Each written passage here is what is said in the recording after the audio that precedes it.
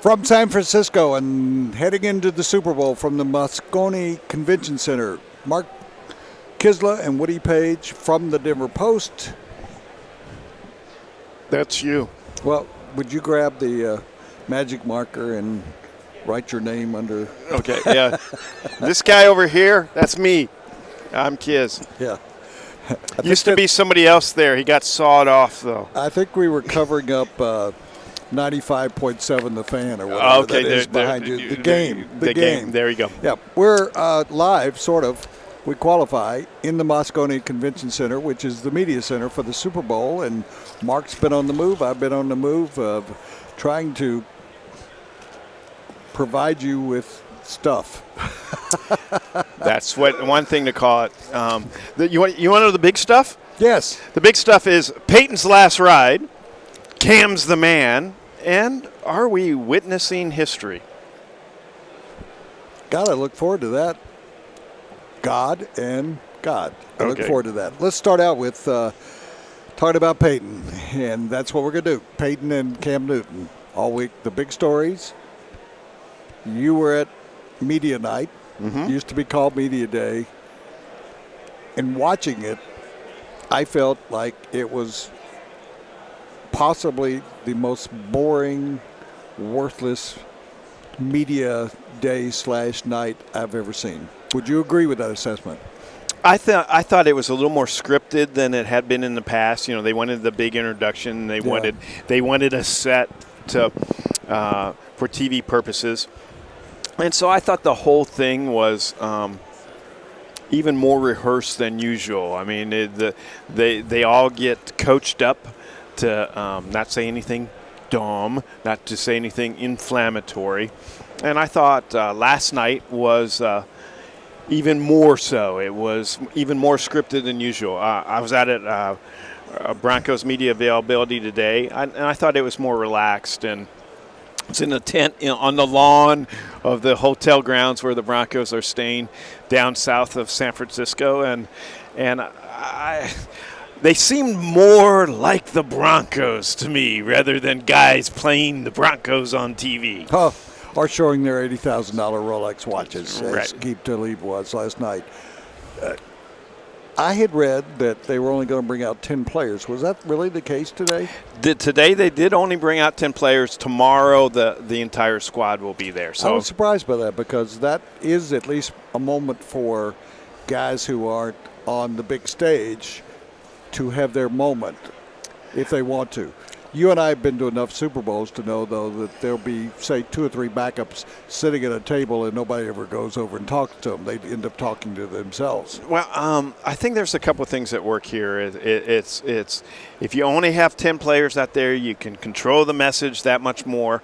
And to tell you the truth, for a good portion of the 45-minute session with the 10 players today, Malik Jackson was one of them. He's an important player. He's a personable guy. He'll give you a good quote, I mean, in terms of what we want in the media.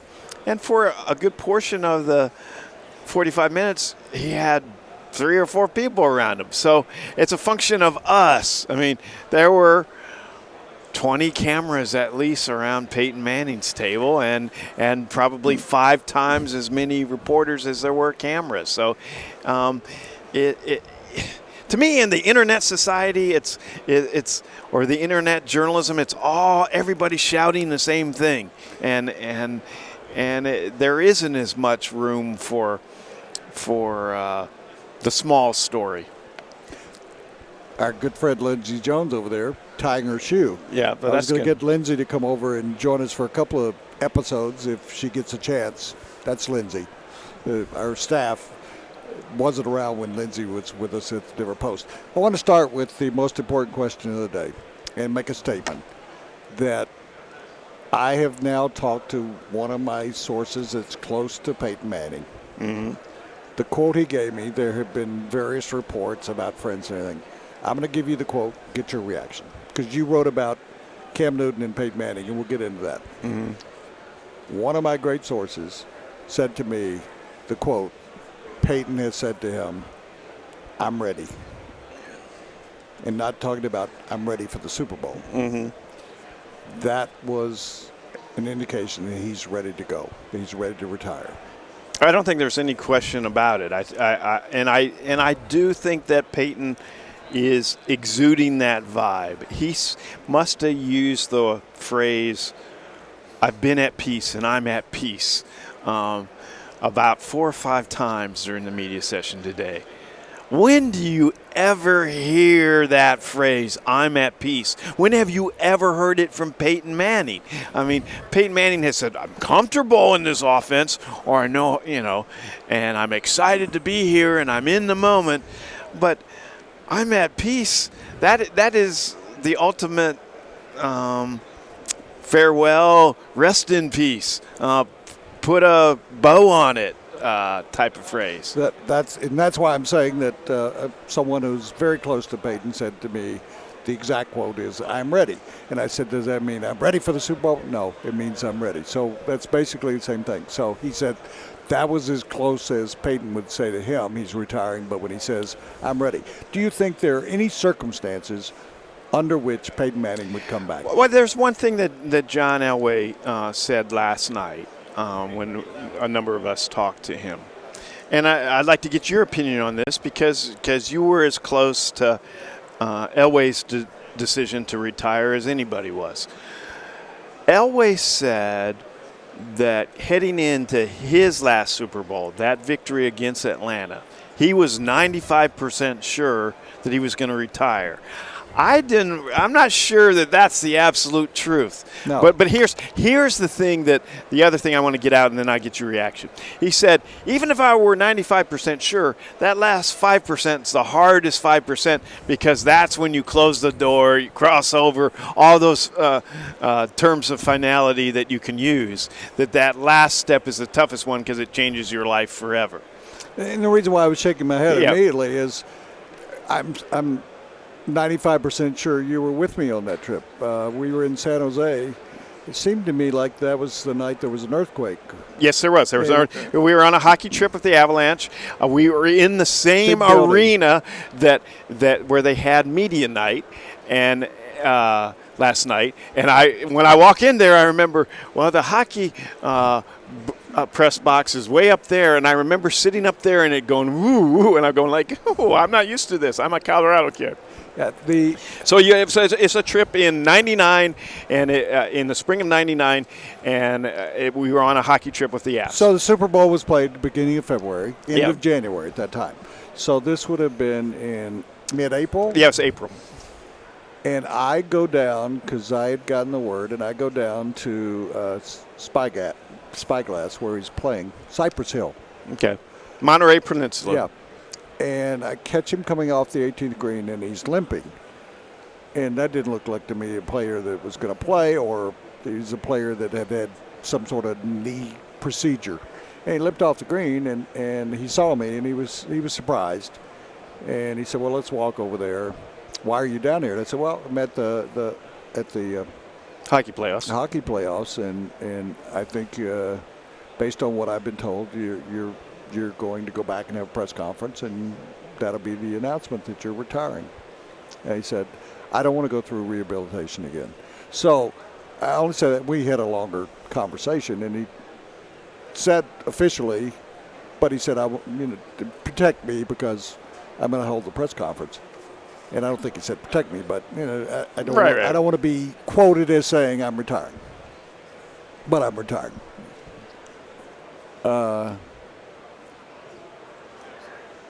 And I got the feeling that, so that's why I shook my head, is I think that he didn't make a decision until he realized he was going to have to go through 6 months of rehabilitation and probably another procedure. This would have been in the early days of the when you were able to go in and clean something out without it causing a scar and all this stuff. And so I'm not so sure that he was that close. I don't think he was that close at all. One of the members of the national media, somebody I know, said... I say that, not close going into the game. Well, no. I think maybe a month later. And he said, so he was asked the question, because people were trying to get, what's Peyton's mindset in going into this game. And he said, I was 95% sure Elway talking about himself. And I told somebody else there, I said, I think going in that game, he might have been 90% sure he wanted to keep on playing, but then soon after the game, he became 90% certain that he could not go on playing physically. And that was his conflict. I think Elway really wanted to keep doing it, but his body said, hey, buddy, you've been awesome, but you're done. Plus, I think that when he talked to his family and his closest friends, and he has a close-knit group, that they said, John, you won back-to-back Super Bowls. Really? I mean, what more? He did say that last night. He said, hey, I did win 2, and that did make it a lot easier because what else was I going to do? Absolutely.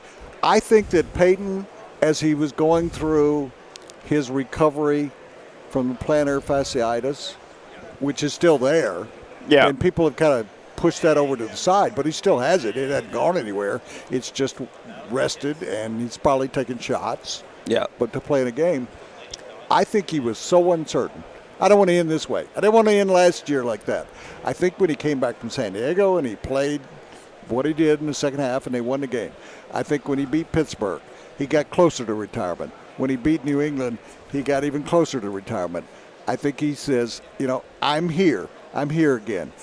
I've got a chance to determine how my legacy ends, and I'm going to go out one way or the other. Madison's arm's going to fall off. I don't care. I know. I'm trying to help Madison out. She's got 2 arms. So, you lose one arm, hey, you still have one. That's like a Monty Python We bit. were just talking about Elway's. Okay. Elway's Steakhouse. Elway's Restaurant in Cherry Creek, right by the Cherry Creek Mall. I'm sure most of you tried it, and one of my good friends in the business said, you go to places and new places open, you gravitate back to the places. Elway's, a great restaurant. You have an intimate atmosphere where the restaurant side is. If you want excitement and you want thrills and you want to hang out with people and you want to have fun, there's the other side with TV sets, the Elway memorabilia. So it combines having a great steak restaurant with a great sports and entertainment atmosphere. And in the summertime, they do have entertainment out on the patio. Really invite you to go to Elway's. And I try to emphasize, they have great steaks. Any of you, they got a bone-in ribeye that is fantastic. But go to Elway's. If you haven't been there for a while, if you go there, you know exactly what I'm talking about. Elway's in Cherry Creek. One of our good sponsors, and it's right here on the table, and have become great friends of mine over the years, Denver Mattress Company. Denver Mattress Company is a Denver company. Support the Denver companies. You'll find it at Furniture Row. You'll find their locations everywhere. And I go out there because I work with them on a charity, Basket of Joy. I know the top people there, and they are so involved. They actually let us use their factory, and I go around and look at the mattresses. They let us use the factory when we're doing our charity. And I've talked to them, and they have said to me, I have issues with my back occasionally, and they said, we have mattresses that we can work with you on that will work for the back if you're having sleep problems, whatever. So remember, Denver Mattress Company. We go to segment 2. I'll ask you this question. Today in the Denver Post, I wrote, and this is something we've talked about, that Cam Newton is John Elway 2.0. Can you see the resemblance? I see a distinct resemblance in what they bring to the football field. If I said John Elway 3.0. Yeah. I think Ben Roethlisberger was 2.0. Really? I think that John Elway set a standard. I used to write that Dan Marino was the greatest quarterback. John Elway was the greatest athlete playing quarterback. Okay. Makes sense. I hear where I hear where you're going. Peyton Manning is a great quarterback. Right. Manning and Marino are from the same universe, if not the same mold. But Elway broke the mold. Yeah. He was the first. Johnny Unitas was one of the greatest quarterbacks of all time. Bart Starr. Great quarterbacks. Bob Greasy. I mean, go through the history. Phil Simms, that we had here yesterday, was more of a combination, but a quarterback. John Elway could have been a right fielder for the New York Yankees. Could have seen him playing in the NBA as a small forward. John Elway's mold, he created a brand of football as a quarterback.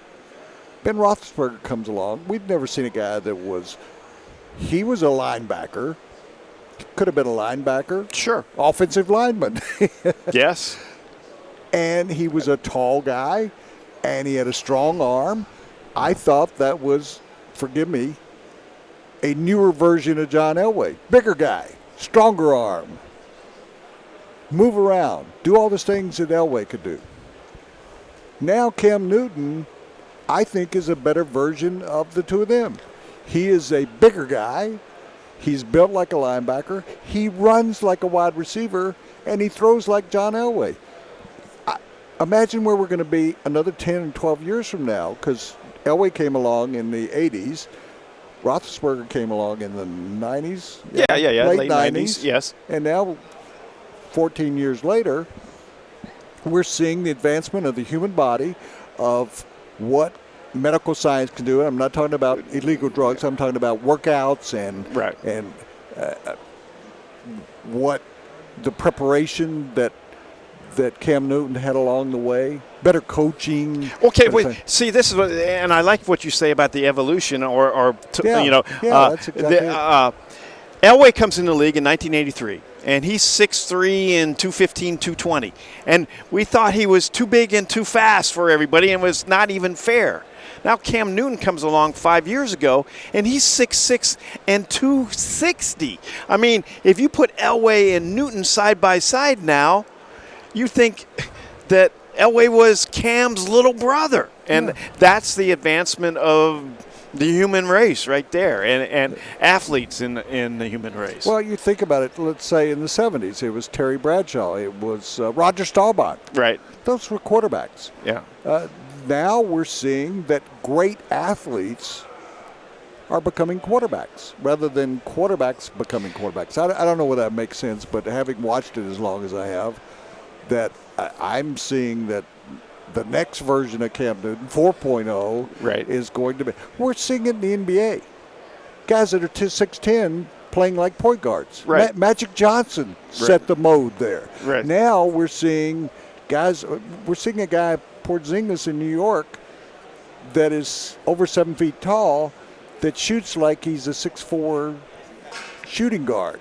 And Kevin Durant's nearly 7 foot tall, and he plays shooting guard. It's amazing. I think, I won't live to see it, but imagine where, 20 years from now when you're writing a column that I am that you'll be talking about a guy that's 6'9" playing quarterback. Yes, Brock Osweiler. Yeah, Brock Osweiler, a guy with his size, 6'7", 6'8", that weighs 270 pounds, that can run through a wall. Yeah. Madison's telling him about Sinegan, and I'm getting hungry. Tell him about it. Let me talk to you about Bud's Bar, and that's my favorite cheeseburger. We've had In-N-Out burgers since we've gotten here. 5 guys in a burger. I'm going to mention 5 guys in a burger. I like burgers around the country, but I'll tell you what, there's nothing better than Bud's Burger Bar. It's called Bud's Bar, but people refer to it as Bud's Burger Bar. You go in, and let's be truthful, they have liquor there. It's got 15 tables.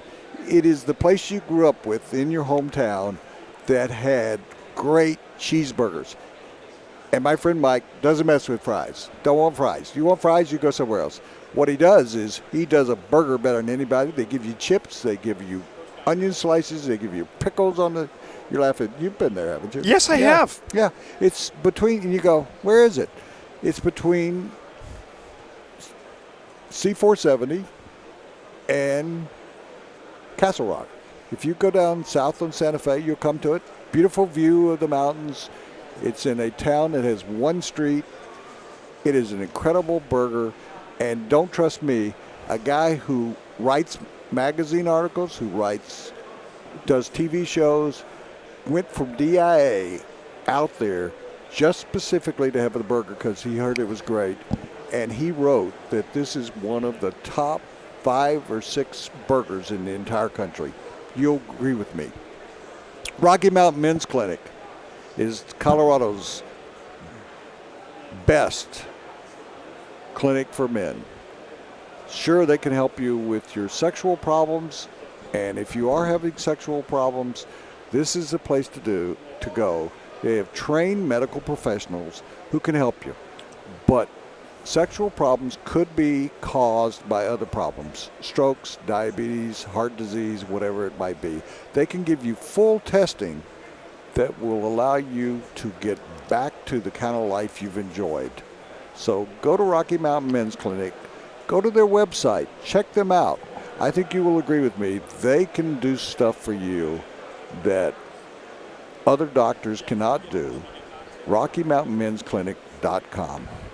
Is a lack of intimacy at home starting to affect your performance on the course? There are many factors like high blood pressure, diabetes, and high cholesterol that may be contributing to your erectile dysfunction. Get back in the game with one visit to Rocky Mountain Men's Clinic, offering same-day solutions for all erectile dysfunction and premature issues. And you get to try the medications containing FDA ingredients right in their office. Let the providers at Rocky Mountain Men's Clinic help you get your confidence back. And be sure to ask about the $99 limited time special. Call today. Yeah. The steel curtain. ESPN says that 85 Bears. The Denver Broncos have one of the top 5 defenses ever to go into a Super Bowl. Oh, okay. But still, the Ravens at the turn of the century. 2001. The 85 Bears. The 85 Bears are not on that list. What? Come on. Would you I'll start with this. I think they could be among the top 10 defenses of all time if they win the Super Bowl. I don't think you can call yourself one of the greatest defenses of all time if you don't win the ultimate prize. I think with their secondary, again, we made reference to Phil Simms and others have talked about it. Their secondary, when totally healthy. They're not totally healthy. T.J. Ward's coming off a sprained ankle. Damian Stewart is not totally healthy. Don't tell me Keogh, Omar Bolden, one of the Bushes, Kayvon Webster is a good special teams player. Right. When any of them in the lineup, they're not. You and I have talked about Bradley Roby is an all-pro safety waiting to happen. Mm-hmm. A good third cornerback. Chris Harris still recovering. I don't know. Danny Trevathan has had some injury problems again this year. Brandon Marshall's had foot problems. DeMarcus Ware has back problems. Von Miller is playing at a highest quality we've ever seen. Sly Williams had injury problems earlier in the year. He's playing well. A nose tackle, doing a great job. Wolf has become Pro Bowl-like material. Malik Jackson, I love him. I think they got to bring him back. When you put the package together, best defense the Broncos have ever had. They've reached the Super Bowl. Before they passed the Orange Crush, I wanted them to reach the Super Bowl. If they win it, best by far of the Broncos. Best in the league this year? Yes. They could have been the first team ever to finish number 1 in all the categories. And it was like 22 yards that kept them from being number 1 in all the categories. Best in the league this year. Best of the last 5 years? No. Seattle Seahawks. They're on the list. Yeah, I don't know how you could say for certain right now that the Broncos have a better defense than Seattle of even 2 years ago. But I will say this about the Broncos. The two most important positions on defense are edge rushers, and they have the best combination if DeMarcus is healthy, in Vaughn and DeMarcus, and cornerback, and they have the best combination there with Harris and Talib. However, the Carolina Panthers had the second best defense in the league. They're no slouches, that's for sure. So if you put the two together, I would think it would be the best overall defense of the two teams that ever played in Super Bowl. Mm-hmm. Would you go there? The best combination of two teams defensively? 1 and 2? I'd say number 1 seed, number 2 seed. My mind hasn't gone through all 49 Super Bowls, but yes, it's got to be right there. But let's say this: 14 of their games, the Broncos' games, have been decided by one score. Mm-hmm. So that doesn't speak real highly of their offense, but it speaks very highly of their defense. Siltahar Fords out in Broomfield, just off the Boulder Turnpike. Go out there and try out all the different cars they have. The history that I've had there is with their Fords. Siltahar Ford was established in 1960. But we want to talk about the Lincolns today. Their great I'm going to say this right, MKX crossover has amazing styling. The new 2016 MKX, cutting edge technology, and they're all available at Siltahar Lincoln in Broomfield, where you'll find friendly people, and they are. I spent a lot of time with them over the weekend. Friendly people who can really help you out. From your first car to your dream car, go out and check out those Lincoln SUVs at Siltahar Ford. While you're out, go to a Hacienda. I have said that it's a class above. There are a lot of great Mexican restaurants around Denver, but Hacienda is the best because they give you great value, great pricing, but incredible food. I love their shrimp dish that comes bacon wrapped, and it's got chicken inside. It comes with beans and rice, and you've heard that all before. But when you taste it for about $12, you'll say, I've never had anything like that. You can put your choice of about 6 or 7 different sauces on it. Their appetizers are fantastic. The service is great there. Hacienda Restaurant, they're all over town. They're all over where you want to be. Try, if you haven't, Hacienda Mexican restaurants. They purchased the original margarita recipe, and when you get a margarita there, you're getting the best that they have to offer. Hacienda, Siltahar. You tell us what's up next. Okay. Because you have your glasses on. Yes. Ron Rivera says that Peyton Manning likes to, quote, unquote, undress a defense. The Panthers showing too much respect to Peyton. I think not. Well, here's what I think they're doing. I think there was a meeting, and Ron Rivera said, do not say anything bad about Peyton Manning. Oh, he's an old man. He's lost his skill set. He can't do it anymore. Because it seems like everybody's words, from Cam Newton to Ron Rivera, are showing great respect, which I think he deserves. I mean, he's had a tough year. He's had the worst year he's ever had in NFL football. And you add on that, losing his job, coming off the bench, and the HGH charges, which he has said are total garbage, and he said it's a big fat nothing. But I think that they're showing him proper and due respect. And I think they realize that he could come out, and with a perfect game, he could beat them. This is what I want to see. They're saying all the right things, and I think Peyton is capable of playing well in this game. But how much respect will they actually show him on the field? I think the Patriots gave him too much respect early in that AFC Championship game and then walked more defenders towards the line of scrimmage about the middle of the second quarter, and thereafter the Broncos offense did nothing. I thought 2 years ago in the Super Bowl that it was the Seahawks that showed the original template against Peyton Manning, where you dare him to throw it long and outside the numbers, and we'll shut down the short crossing routes and see what he's got. So I want to see how aggressive. I don't care what the Panthers say about Peyton Manning. I want to see how they play against Peyton Manning. I want to ask you this. How they game plan Peyton Manning. While you were thinking about it, do you think the Panthers would rather play against Peyton Manning than Tom Brady? Do you think the Panthers are happy they got the Broncos and Peyton Manning instead of the Patriots and Tom Brady? Yes, I think they are. I agree with you. I would like to disagree with you, but I think they breathed a sigh of relief when the Broncos held on, that they're going, Peyton's an old guy. Yeah. Here's what they're saying about it. He's an old guy. We can get to him. Right. Brady can figure out a way to beat you. They got Gronk. Yeah. The Broncos got Owen Daniels, and they got a Vernon Davis who hadn't shown up to catch a pass since early December, I think. They got a terrible offensive line. Yeah, they got a great defense, but we're going to score 30 points against that defense. I think, and I haven't seen it addressed, I think someone should have asked the Panthers last night, are you happy you got the Broncos instead of the Patriots? So you and I are agreeing on this and when the questions are that we both believe that there was a sigh of relief. Do you think the Broncos are happier that they got the Panthers than the Arizona Cardinals? And we now know that, I mean, that's almost a ridiculous question if you think about how the Cardinals played in their last game.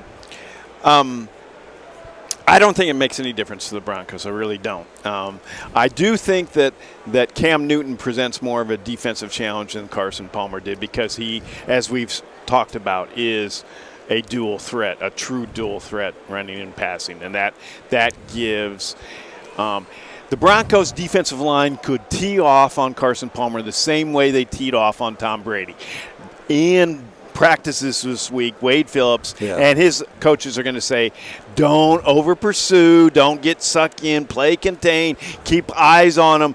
And with Brady or Palmer, he just said, get off the ball, go get them. So I think we're in agreement. The Panthers would rather have the Broncos, and the Broncos would rather have the Cardinals. So everybody's unhappy. Kaufman's Big and Tall Men's Shop. I first went there. You won't believe this. I went there in the early 1970s before I moved to Denver. I would come here with the pro basketball team from Memphis, and people don't remember that. And they'd say to me, you got to go out to this place. Every professional basketball team that comes to town goes to Kaufman Big and Tall Men's Shop because they can fit you whatever your size might be. If you're a big guy, you're a tall guy. I went out there. I'm wearing their shirts this week, not the Paisley today, but I've been wearing their shirts this week, and I can tell you their selection, their prices, they got a big semi-annual sale going on.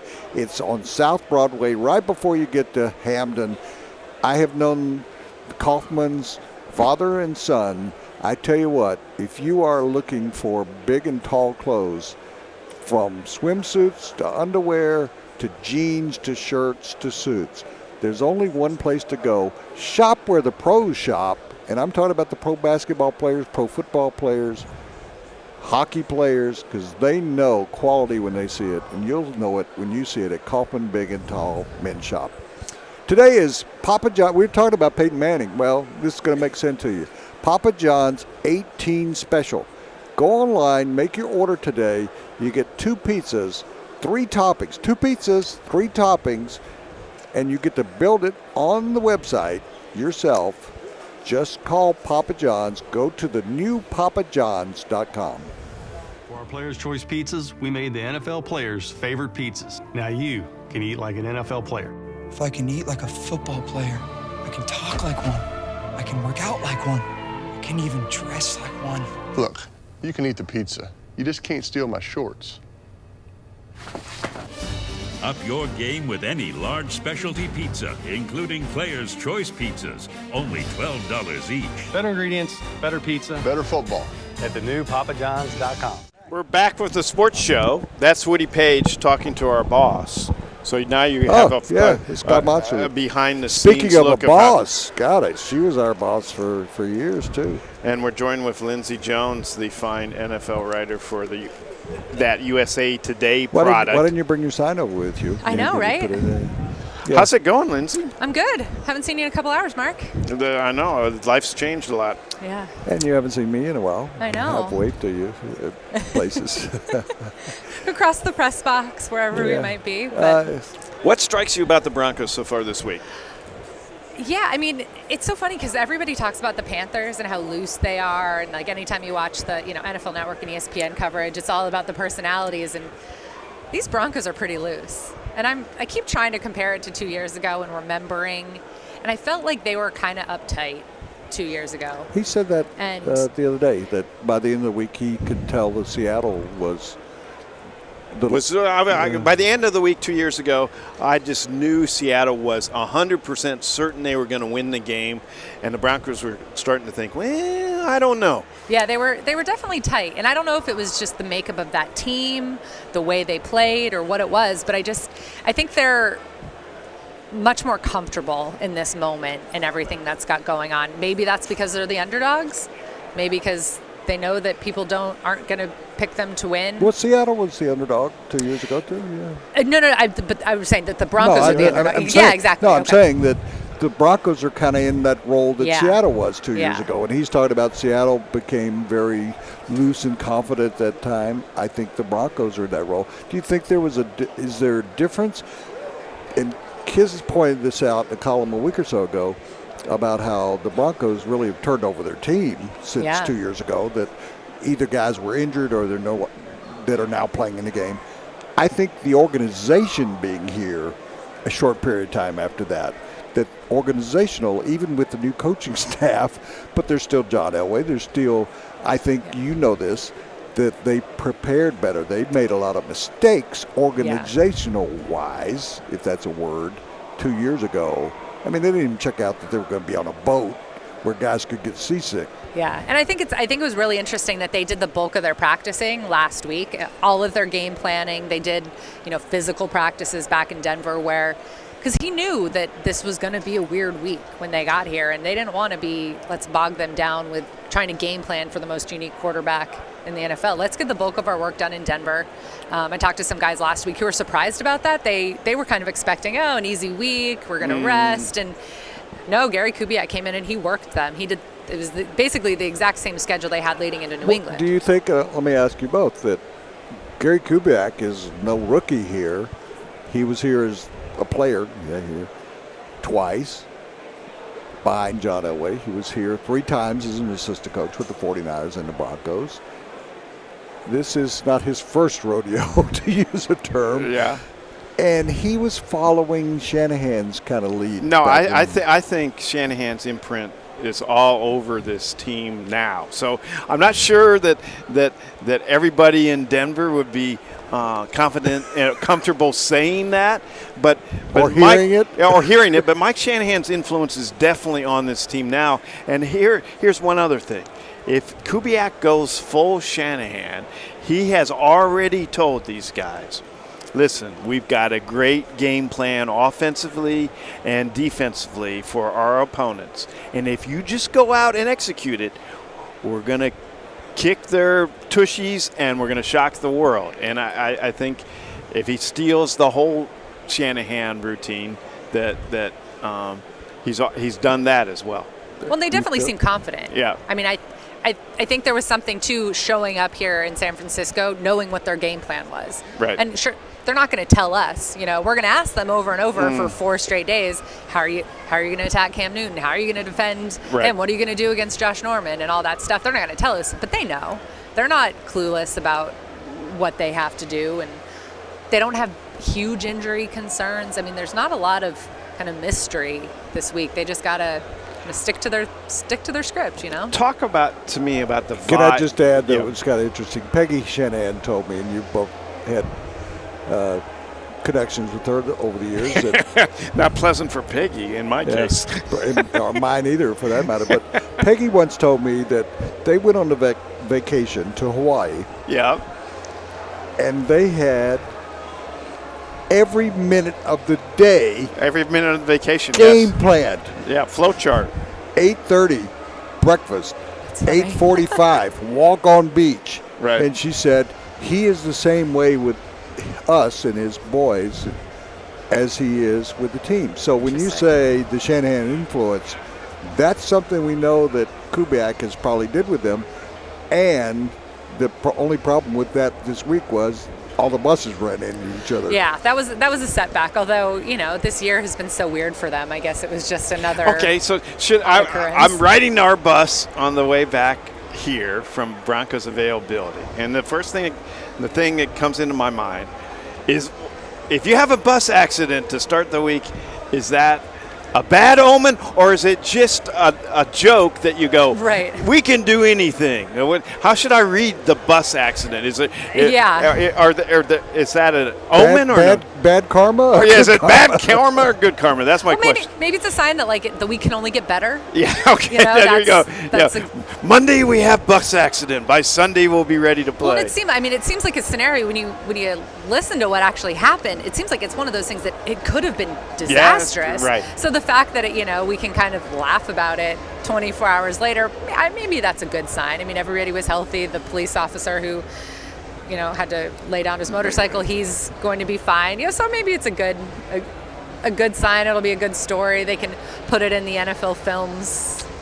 Yeah. Nobody got hurt, and it's funny in retrospect, or it can be. Speaking of planning everything, Mark brought up that last night, that media night, opening night, media day, really became more scripted and more kind of produced. Yes. Oh, yes. I go back, and John Elway is taught, and I recommend, I don't know if you've seen it, but Mark Purdy, who's a good friend of mine and yours, wrote a piece about John Elway having stayed in that same hotel for his wedding reception and for draft day. Yeah. Did you know that? I loved that his draft party was there. I think that's fantastic. Yeah, and so he's familiar with the Marriott, and he's got some background there, but it seemed, and he was saying, where I was going with this, is that he's talking old days. In the old days, it was a lot smaller and everything, and I thought, well, in 97, but if you go back to his first trip in the mid-'80s, it wasn't like this. Do you think that the NFL's got, I hate, it's kind of trite, but that the NFL now is, with 50 and everything, is just gone over the top? I mean, it just depends on what's the function of media night. So they were replaying it on NFL Network. Yeah. When I got back to my hotel last night and at 10 o'clock or whatever it was, and flipped on the TV, and they were replaying it, and it looked great on television. They had their reporters all over the floor interviewing guys. It was intercut with musicians. They were cutting down to downtown with the concerts and all that stuff that drives us crazy, because we're there trying to get stuff and interview players and talk about football, and we're not wearing clown costumes and stuff. So. This is the image that came to me last night. Okay. There's a famous photograph that everybody's seen. It's a black and white photograph. It's Joe Namath laying by the pool in a lounge chair, and that's supposedly where he said, "Yeah, I guarantee you we're going to win the game." And he said, like laying on a lounger saying that.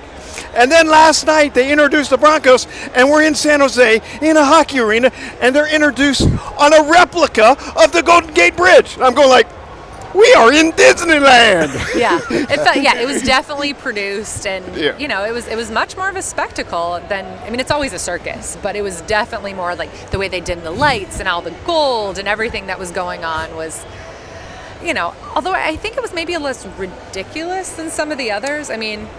Yeah. I didn't hear any marriage proposals. No, I mean there were a lot of kids. There was a puppet. I almost got into it with a puppet. Yeah, I saw the puppet. The puppet was very aggressive. Oh, me and the columnist from the Atlanta Journal-Constitution, we almost got the puppet. The puppet and I, we almost took him out. Yeah. It was not a pretty scene. Okay, sorry to laugh. It just seems like we were going to get into it with the puppet. Because he was talking, the puppet master or whatever, he was talking to his camera, and we were trying to listen to Peyton Manning, and he was louder than Peyton Manning was, and we turned and we're like, dude, you got to stop, because we're working. You might be here to play, but we're working. I'm going to ask you something, because I know you have so much to do, but I'm going to ask you something I'm going to ask him later. Remove Cam Newton and Peyton Manning, not from the game, but give me two guys from each team that will win the MVP if it's not one of those two. Yeah, well, I mean, if I think there's defensive players on both teams that certainly could win, and we've seen defensive players win the Super Bowl MVP. We saw it 2 years ago, where they could have given it to almost anybody on the Seattle defense 2 years ago. So I think there's a bunch of guys on the Broncos defense that could be that guy. I mean, Aqib Talib is a guy who seems to always kind of be around the ball, who could make that, if there's going to be a pick six type of situation that would happen for the Broncos, my money would be Talib would be the guy who could be in that situation. I mean, Von Miller, wouldn't that be a tremendous story if the best player on the best defense in the NFL could have the biggest game of his life? So I think those might be two guys there. And then if you look at the Panthers, I think Luke Kuechly is the guy. He's had pick sixes in back-to-back games, which is unheard of for any player, let alone an inside linebacker. And that's the way you beat this Broncos team, is you get Peyton Manning to turn over the ball, and you get some pressure. He makes a dumb pass over the middle, and Luke Kuechly makes those game-changing plays. And the other guy could be Josh Norman, who would do a pick six and bow to Peyton Manning, and I'm sure Peyton probably wouldn't enjoy that. Yeah, absolutely not. And I'm very interested to see how that Josh Norman, if he just takes Demaryius away, if the Broncos let him take Demaryius away, and they're okay, they say, okay, you take him, and we'll play with Emmanuel Sanders and Owen Daniels and Benny Fowler. That's what I would do if I were the Broncos. That's what they did last time against the Patriots. Yeah. They took Demaryius away, and they said, all right, we'll play Owen Daniels. And I spent time with I don't want to use the word old, but Christine Brennan has been my friend since the 1970s, and I was talking to her about you being there and how USA Today Sports really has been the bastion of really producing great women sports writers. Yeah, we've got. I mean, I love working there. I loved my years at the Denver Post. Absolutely. But there is something that's very cool about working for a place that has a very diverse staff and a lot of women. And I've got women. I've looked up to Christine Brennan forever, and I was just talking to her. Upstairs, she's up there working on some columns, and our other national columnist, Nancy Armour. We've got a lot. We got a lot of women. So yeah, it's very fun. We've all. I thought about you the other day. We went to In-N-Out Burger. I brought up Lindsey Jones. I drove him to In-N-Out Burger many, many, many times after Raiders And I said games. we were having the big debate of whether you get a single or a double or a single and a half or whatever. And I said that was our big discussions after games rather than sitting around talking about the games. Woody always got the double. I always got the single. And then she kind of debated. Mike Kliss went from a single to a double. So you missed most of those nights with us when we were having that debate. I drove you to the stadium. Other people had to drive you to get your hamburger. Yeah. It's great to see you. That's true. Woody's a good backseat driver when I would drive to the game. Yeah. Kliss is the worst driver True. and the worst other driver. It's amazing that we all survived working with Mike Kliss. Was it with you or if it was somebody else that he ran out of gas? That was me. That was me. Lindsey Kliss ran out of gas with Lindsey in the car in the middle of nowhere. Rural Wisconsin, Yes. in between Green Bay and Milwaukee. Yeah. All those years, you have been to the 2 Broncos Super Bowls, others.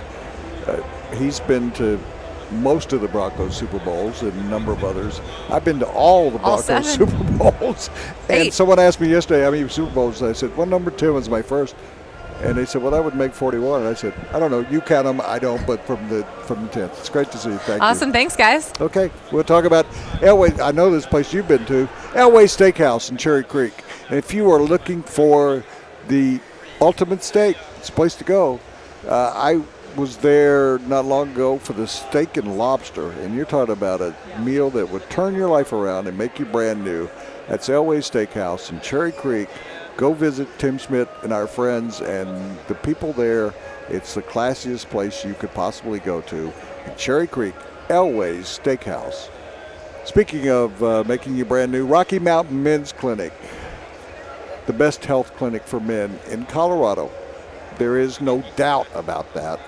And if you want to be in a comfortable situation, you're nervous about going that. I think men tend to get nervous about private issues that they have, sexual issues. You go there. It's a very comfortable place where you can watch ESPN, you can watch Super Bowl coverage. I think it can be the situation that does turn your life around, really. I've mentioned this before. This kind of will answer your questions. A man who went there for one visit, right after that, his wife was so impressed by what they did for a number of reasons that she baked all the people over at Rocky Mountain Men's Clinic a cake. What more can you say? Go online to RockyMountainMen'sClinic.com and find out more information. That's what I recommend. I do my research, do yours. You'll find out that it's the best men's sexual health clinic in Colorado. Of intimacy at home starting to affect your performance on the course. There are many factors like high blood pressure, diabetes, and high cholesterol that may be contributing to your erectile dysfunction. Get back in the game with one visit to Rocky Mountain Men's Clinic, offering same-day solutions for all erectile dysfunction and premature issues. And you get to try the medications containing FDA ingredients right in their office. Let the providers at Rocky Mountain Men's Clinic help you get your confidence back. And be sure to ask about the $99 limited time special. Call today. 4 on the floor. Mark Kiszla, Woody Paige, The Sports Show. And this is 4 on the floor. And here's the first question. Man, this is a tough one. I don't know who wrote this one. Is Peyton Manning the worst quarterback in Super Bowl history? The according worst? to a website, I do my reading, a website said he is the worst quarterback in Super Bowl history. Worse than Brad Johnson?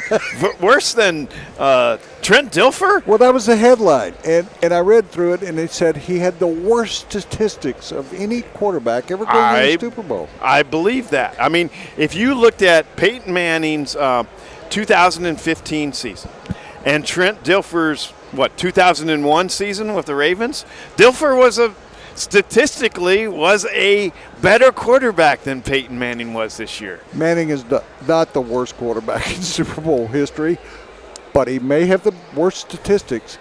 But if you take the Peyton Manning before and the Peyton Manning after, his statistics in the second half of the San Diego game were not overwhelming. No. But how many interceptions were during those 2.5 games? He's eliminated the turnovers. He is passing for more accuracy. He had more touchdowns than he was having. So Peyton Manning, is he the worst? No. I mean, he's one of the greatest quarterbacks in the history of the game. Is he, if you think back through 50 Super Bowls, I could name 20. I will give you real quick. There have been 2 African-American quarterbacks to win the Super Bowl. Russell Wilson. That was 2 years ago. I was there. And Doug Williams. Doug Williams, yes. And the Broncos were the victims in both cases. Okay. Next question. One thing you learned from observing Media Day, or opening night, as it's now called. We'll go away from the things we saw earlier. I thought that Cam Newton sat there for 45 minutes and politely answered every question. Mm-hmm. He didn't give away he didn't give away anything, but little kids were asking him questions. And he said, what do you dream about being? And he said, winning the lottery. He said, when I was 7 years old. I thought Cam Newton, there is no stage that's too big for Cam Newton. That's what I learned. This one thing I learned, I did not know. And somebody asked the question, and you knew the question was going to be asked of John Elway. Hey, why do you and Kubiak get along so good together? And he said, Kubiak was my roommate for 9 years with the Broncos when we were players. And right from the beginning, Elway said, he and Kubiak liked the same TV shows. And that was a big deal. And what they liked to watch was reruns of the Andy Griffith Show. So I thought, is this possible? Gary Kubiak would not be the coach of the Broncos right now if it were not for Opie and Otis and Deputy Fife. And it would not be where it is today if Kubiak didn't carry money. Yeah. Because Elway never carried money, and Kubiak had to always pay. And Elway would say, I'll pay you back. I don't know. He's paid him back. Yes, he gave him a job, that's for sure. ESPN says Von Miller is the best player in the league. I don't know if he's the best player in the league, but I did ask, and I asked Von today, could you play both sides of the football? And he said, absolutely, positively. And Emmanuel Sanders says that Von Miller likes to throw the football whenever he gets a chance. I asked Von, I said, are you a quarterback then? He says, no, I'm a tight end. Yeah. And so Von Miller as a two-way player, and he wanted to say, I could do it, but because he knew it was Super Bowl week and he knew he wasn't supposed to say anything outrageous, he backed it down and says, what I'm doing is helping our team get to the Super Bowl, so I'm happy being a linebacker. Your shortest memory is your most vivid memory. So we have a memory of him in the Patriots game. We have a vivid memory of J.J. Watt at the end of the season being hurt, being no factor in their last game. I think Watt still, because he plays all around. I would like to see Von Miller, and I've told you this, I'd like to see Von Miller rush from inside, the other side. I'd like to see him all around. I hope next year that they move him around. DeMarcus Ware, I think, is going to be gone. Shane Ray will come in. I think you want to put him in different positions on the defense so they can't double team him, so they can't always figure out where he's coming from. That's my feeling. That's okay. 4 on the floor. Oh, I'm sorry.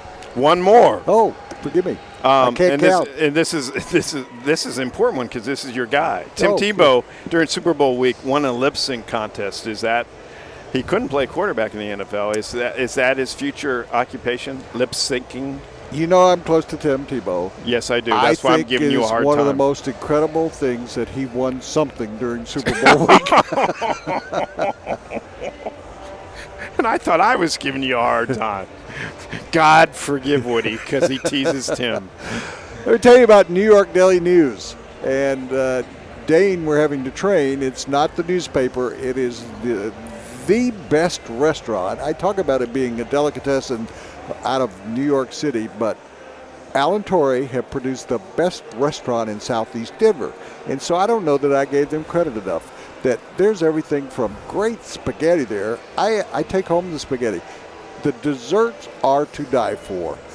If you want breakfast, I go there once a week for breakfast. My friend Greg Stone, who owns a car dealership, goes there every Saturday morning for breakfast. There is not a better breakfast place in all of Colorado. There's not a better sandwich. My mom would go there and get chicken salad, and she would eat that chicken salad. I'm talking about sandwich. She would eat half of it, and she would eat the other half for the next 3 days. Chicken salad is out of this world. And for dinner, specials every night, prime rib on the weekend. Go visit my friends Alan Torrey at the New York Daily News, just off I-25, east on Hamden. Citywide Banks, talking about local people and doing well. Citywide Banks is a great family-owned, Colorado-focused bank. If you have business problems or you're starting a business, Citywide understands what you're going through and will help you. Helping you. They help more than 150 charities in Colorado. 12 locations throughout Denver and Boulder. It's my kind of bank. It's small. The service is incredible. And it's where I do my banking. And we invite you to go to Citywide Banks. I am Citywide Banks. I am Citywide Banks. At Citywide Banks, we put you first by exceeding your service expectations every day. Every day. Pick six. Well, we're on pick six. I thought we were at commercial. My bad. Yep. Pick six. If the Broncos are going to win the Super Bowl, name your top six candidates to be MVP. Well, I know my names, but I don't know them in the order that I want. That's why I'm here, man. Thank you very much. I don't know when we're on the air, but I know what pick six is. We're live, and it's Mark Kiszla and Woody Paige, and we were trained to be journalists, not to be broadcasters, but we're in the middle of, there's some entertainment going on somewhere that's got louder and louder. They're cranking up the... It sounds like Michael Jackson. It is Michael Jackson. Okay, number six. These are Broncos players. If the Broncos win, who would you think not outside of anybody, who would be the most valuable player? Keep Talib. He'll put his watch on. He'll get a deal with Rolex. Talib, as Lindsey Jones said, is in the middle of a lot of stuff going on. Interceptions early in the year. Mm-hmm. I think he's the guy. Owen Daniels, I'm thinking in terms of if they win. Owen Daniels, if he were to go for a couple more touchdown receptions and get open, maybe have 6 receptions, have a big day, 125 yards, he's a guy that could find seams in that Carolina defense. I'm putting Owen Daniels on my list. He's happy to be here after his career always being with Gary Kubiak. Brandon Marshall.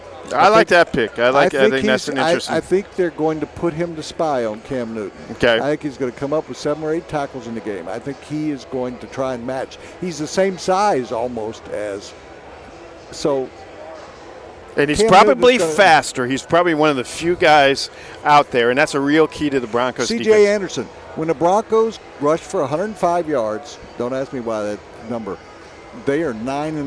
Mm-hmm. That means if C.J. Anderson gets the bulk of the carries, I think because he's from this area, he's going to be motivated, a lot of friends there. He's going to have a good game. He's going to find some either basically out of the backfield catching the ball, running the ball. He's going to have like a 30 or 40-yard carry. Carolina, I don't think is that great against the run. Number 2, Von Miller. He's up against the weakest link on the offensive line of the Carolina Panthers, Remmers, who said, I'm only here because they made me come here or something. I think Remmers is the weak link against the strong link of the Broncos defense. And number 1, Peyton Manning. I think if they win, it's going to be a Lifetime Achievement Award if he throws for a couple of touchdowns and no interceptions. My 6 are very similar to yours. I start number 6 with Bradley Roby, and we've seen Bradley Roby make big plays at big times, and there is a history in the Super Bowl of a guy that's not a superstar being the MVP. So that's why I picked Roby. Number 5, you mentioned him, C.J. Anderson. If he rushes for 100 yards, the people that vote for MVP will know that he's playing in his backyard and he'll get sentimental support. Number 4 is Emmanuel Sanders. We talked about this with Lindsey Jones of USA Today. Suppose with Josh Norman, the Panthers say, we're going to take away Demaryius Thomas. And the Broncos, suppose they say, well, that's just fine with us. We'll throw it to Emmanuel Sanders all day long. Against who? Against Roberts, what was it? Robert McLean, is that his name? Yes. Their weakest link. Number 3, you mentioned Aqib Talib. He also has a history this year of making plays that turn the game around. And my top 2 are the same as yours. Von Miller is the best player on the Broncos defense. ESPN says he's the best player in the league. If he has a game like he did against New England, they're winning the game. And number 1 is Peyton Manning. If he does play well, people are going to be awful tempted to give him the MVP to say, see you, thanks. Our title sponsors on the Sports Show, coming to you from San Francisco in the Super Bowl in the Media Center. Our title sponsor today, the Denver Post, Denver Mattress, and Hacienda Restaurants. And that wraps it up for today. I'll be back in a half hour. Mark may be able to join us later in the day. We thank you for being with us. You can watch us on denverpost.com, DPTV. You can go to woodypage.com. It'll guide you there. You go to the Facebook page, the sports show. We are the Super Bowl Sports Show. So stay with us all week long. We've got another hour and a half or so ahead later in the day on DPTV.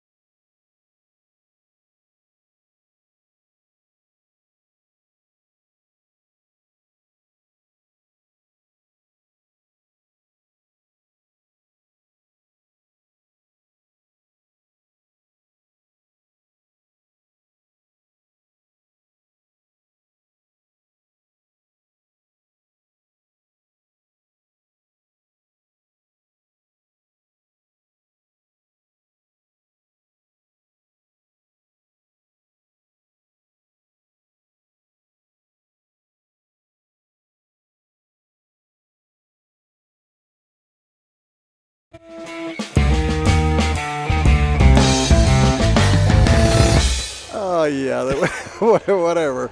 This is the sports show with Woody Paige. And if you don't realize that, you can see it on a sign on the wall or something. We're at the Moscone Convention Center. The last time I was here was for the Democratic National Convention. Well, hello. Hey. Hi. Hi. You want to come over and get in the picture? Anyway, we're here. This is the hour and a half to 2 hour special guest segment. And I'm so excited because there's very few times in your life you can make up for a miserable, awful, disgusting mistake you've made in life. And I don't sleep well at night because 2 years ago I screwed the guy this next. No, let me rework that. Let's rework. Take two. And the problem I had 2 years ago, and I practiced it for like 3 days, and I'm practicing it again for 3 days. I'm going to screw it up. It's Kostaki. Yes. And his last name, I'm never going to get. It's like a cheap mop. You is it the one that sings the old ABBA song in the commercials? No. What? No. What? Economopoulos. Yeah. See, now you know why I can't. But we were going to have him on in New York. And it's kind of like, the Tonight Show or something. Where it is exactly that, yeah. I got one. I once got asked to do the Dave Letterman show when I was working in Dave Letterman show. It wasn't that close that I could call him Dave. But they wanted me to do the David Letterman show in New York. And I was so excited. My mom was excited. And I got bumped for Howard Stern. And they never invited me back. And that's a true story. So he was going to be with us 2 years ago. And you got trampled by... Who? Jesse Jackson and Dick Vermeil. I was booked to do your show, and those two showed up out of nowhere and had a hilarious. The three of you were great. It was such a weird collection of humanity. It was really compelling, actually. It was like a Republican debate. If you look at it, think about it. And one of them ran for president as a Democrat. Right. Jesse Jackson showed up, and Jesse Jackson takes over room. Yes. It has. And I met him in the South in the 60s, and we kind of bonded, and now he's become my best friend, yeah. I want to hear about that. Maybe this isn't the time and place, but that's fascinating. Dick Vermeil, who, won a Super Bowl as a coach of the St. Louis Rams, was in a Super Bowl with the Philadelphia Eagles, was the focal point of a movie that came out not long ago about the Rudy character who tried out for the Philadelphia Eagles. And right. Dick Vermeil. And it was played by, his character was, he lasted a TV show called Rake, but he's been in hundreds of movies. Right. But he played Dick Vermeil and wore a wig the whole time because Vermeil shows up with a bottle of wine that's about this big. Right, I remember that. Because he promotes, and he'll be here this week, he promotes his winery. He owns a vineyard or something, So you're here, and there's nobody going to bother us. Nobody's here. Everybody's going to make sure that nobody comes. If Hillary Clinton shows up with Trump, you have got that. So you're all over Sirius Radio. Yeah. I have it. I have it in my rental car. I paid extra so I could hear you. But he's a famous comedian who you've got 15 things going on in your life. Yeah, things are good. And I love this whole crazy scene. It's fun to knock around and tell football jokes. And it's great to finally talk to you. I've been a fan of yours forever. You're some of my favorite things. You're smart and quirky and funny. Old. Old. Fat. Ugly. So it's great to talk to you. I was doing ESPN yesterday, and it's not about me, but just to fit with what you're saying, because I looked at that thing back there, that I walked into the ESPN studio to do Around the Horn, and the lady's doing my makeup, and she says, what do you want to do about your hair? And I said, nothing. There's nothing that can be done about my hair. She said, are you going for chaos? And I said, yeah. She said, that's kind of in. There's not much I can do, lady. Yeah, give me a cap. I'm not running for office. I'm not a model. Yeah. I'm a funny sports guy. Well, everybody is promoting. What do you did come over. You came over to have fun with us, but tell people what you're working on right now, where they can see you and what you're doing. Well, my thing is called Quick Snaps. It's a topical NFL joke-driven segment. I call 20 radio stations every Monday and Tuesday. I do it on Sirius. It's a podcast as well. It's about 30 minutes of guy talk and football jokes, and It's really fun. I love doing it. It's one of my passions. I've been a comic for 22 years, and I was a fantasy player. And I used to feel guilty about looking up wide receiver stats because it felt like such a waste of time. And I turned it into my job. And now I can literally say to my wife, honey, I got to watch the game. It's my job. So my daughter has never gone with me to 41 Super Bowls. She cares nothing about sports, but she got into fantasy league. Oh, really? And with people who don't care about football. So all right. They're on equal basis. That's a good start. And they all had to choose a theme and go with the theme. All right. My daughter chose NFL players who had been arrested and convicted. That's funny. I like it. And so she called me and she go, give me a quarterback. I said, Michael Vick? Oh, yeah, that's a good one. So you go with that. I mean, really. So she won because if you think about it and you know more about those football some good than I players. do, there is a wealth of players out there who have been well, there's one that looks like it's going to be unemployed because of some off-the-field activities today, right? Johnny Manziel, they're going to let him go. Yeah, well, how many times can you be dumb? Apparently 12 is the answer, and then they finally cut you. He's supposed to be a rushing quarterback, can't finish 12 steps. See, now we're going to start this up. Now we need the jokes. We're going to get into it. But see, I would think before we get into all that, yeah. Well, let's see. We'll do back and forth. We'll get you a blackboard. All right, I could do that. Yeah, but it would. I've always thought listening to those mornings, the Zoo and all the other places, Fred and Myrtle and whatever it is, that would be. That's your example, Fred and Myrtle. It was Fred and Ethel, I think. They were on the Lucille Ball show. But it always sounds like that. We're Fred and Myrtle in the morning. It does. Yeah, we're 95-7 the game. They're behind us. I thought at one point in my life, I'd like to be, the third guy. No, I don't want to be the third guy. I don't want to be the second guy. I don't want to be anywhere near it. But I would think doing your skits on that. Morning radio is a good match. You know what surprises me the most about this since I've been pitching it the last couple of years? Sports radio guys take themselves so seriously. You're one of the few guys that's goofy and fun about it. It's a game. Right. It's a game. Right. It's not important. I can't tell you how many times I pitched the segment to a sports show and they go, we love this. This is great. Where'd you come from? We don't do this. We're X's and O's. Like, what are you talking about? It's 5 minutes of jokes about what you're talking about today anyway. Well, here's a thing for you to pitch. All right. You're a young guy, and I go, how about a morning sports talk show that combines what you're doing, comedy, and you do a little bit of X's and O's. Right. People would enjoy that. Maybe play a few songs or do stuff that's funny, but that emphasizes sports. I mean, that would seem to me that guys would listen to that going to work in the morning. I think so too. I think what you do on Around the Horn, and there's a lot of examples of very good sports comedy in the world, but the mainstream regular sports radio guys are very serious. That's the biggest surprise I've had in the last couple of years pitching this around. I thought the best thing I did talk radio.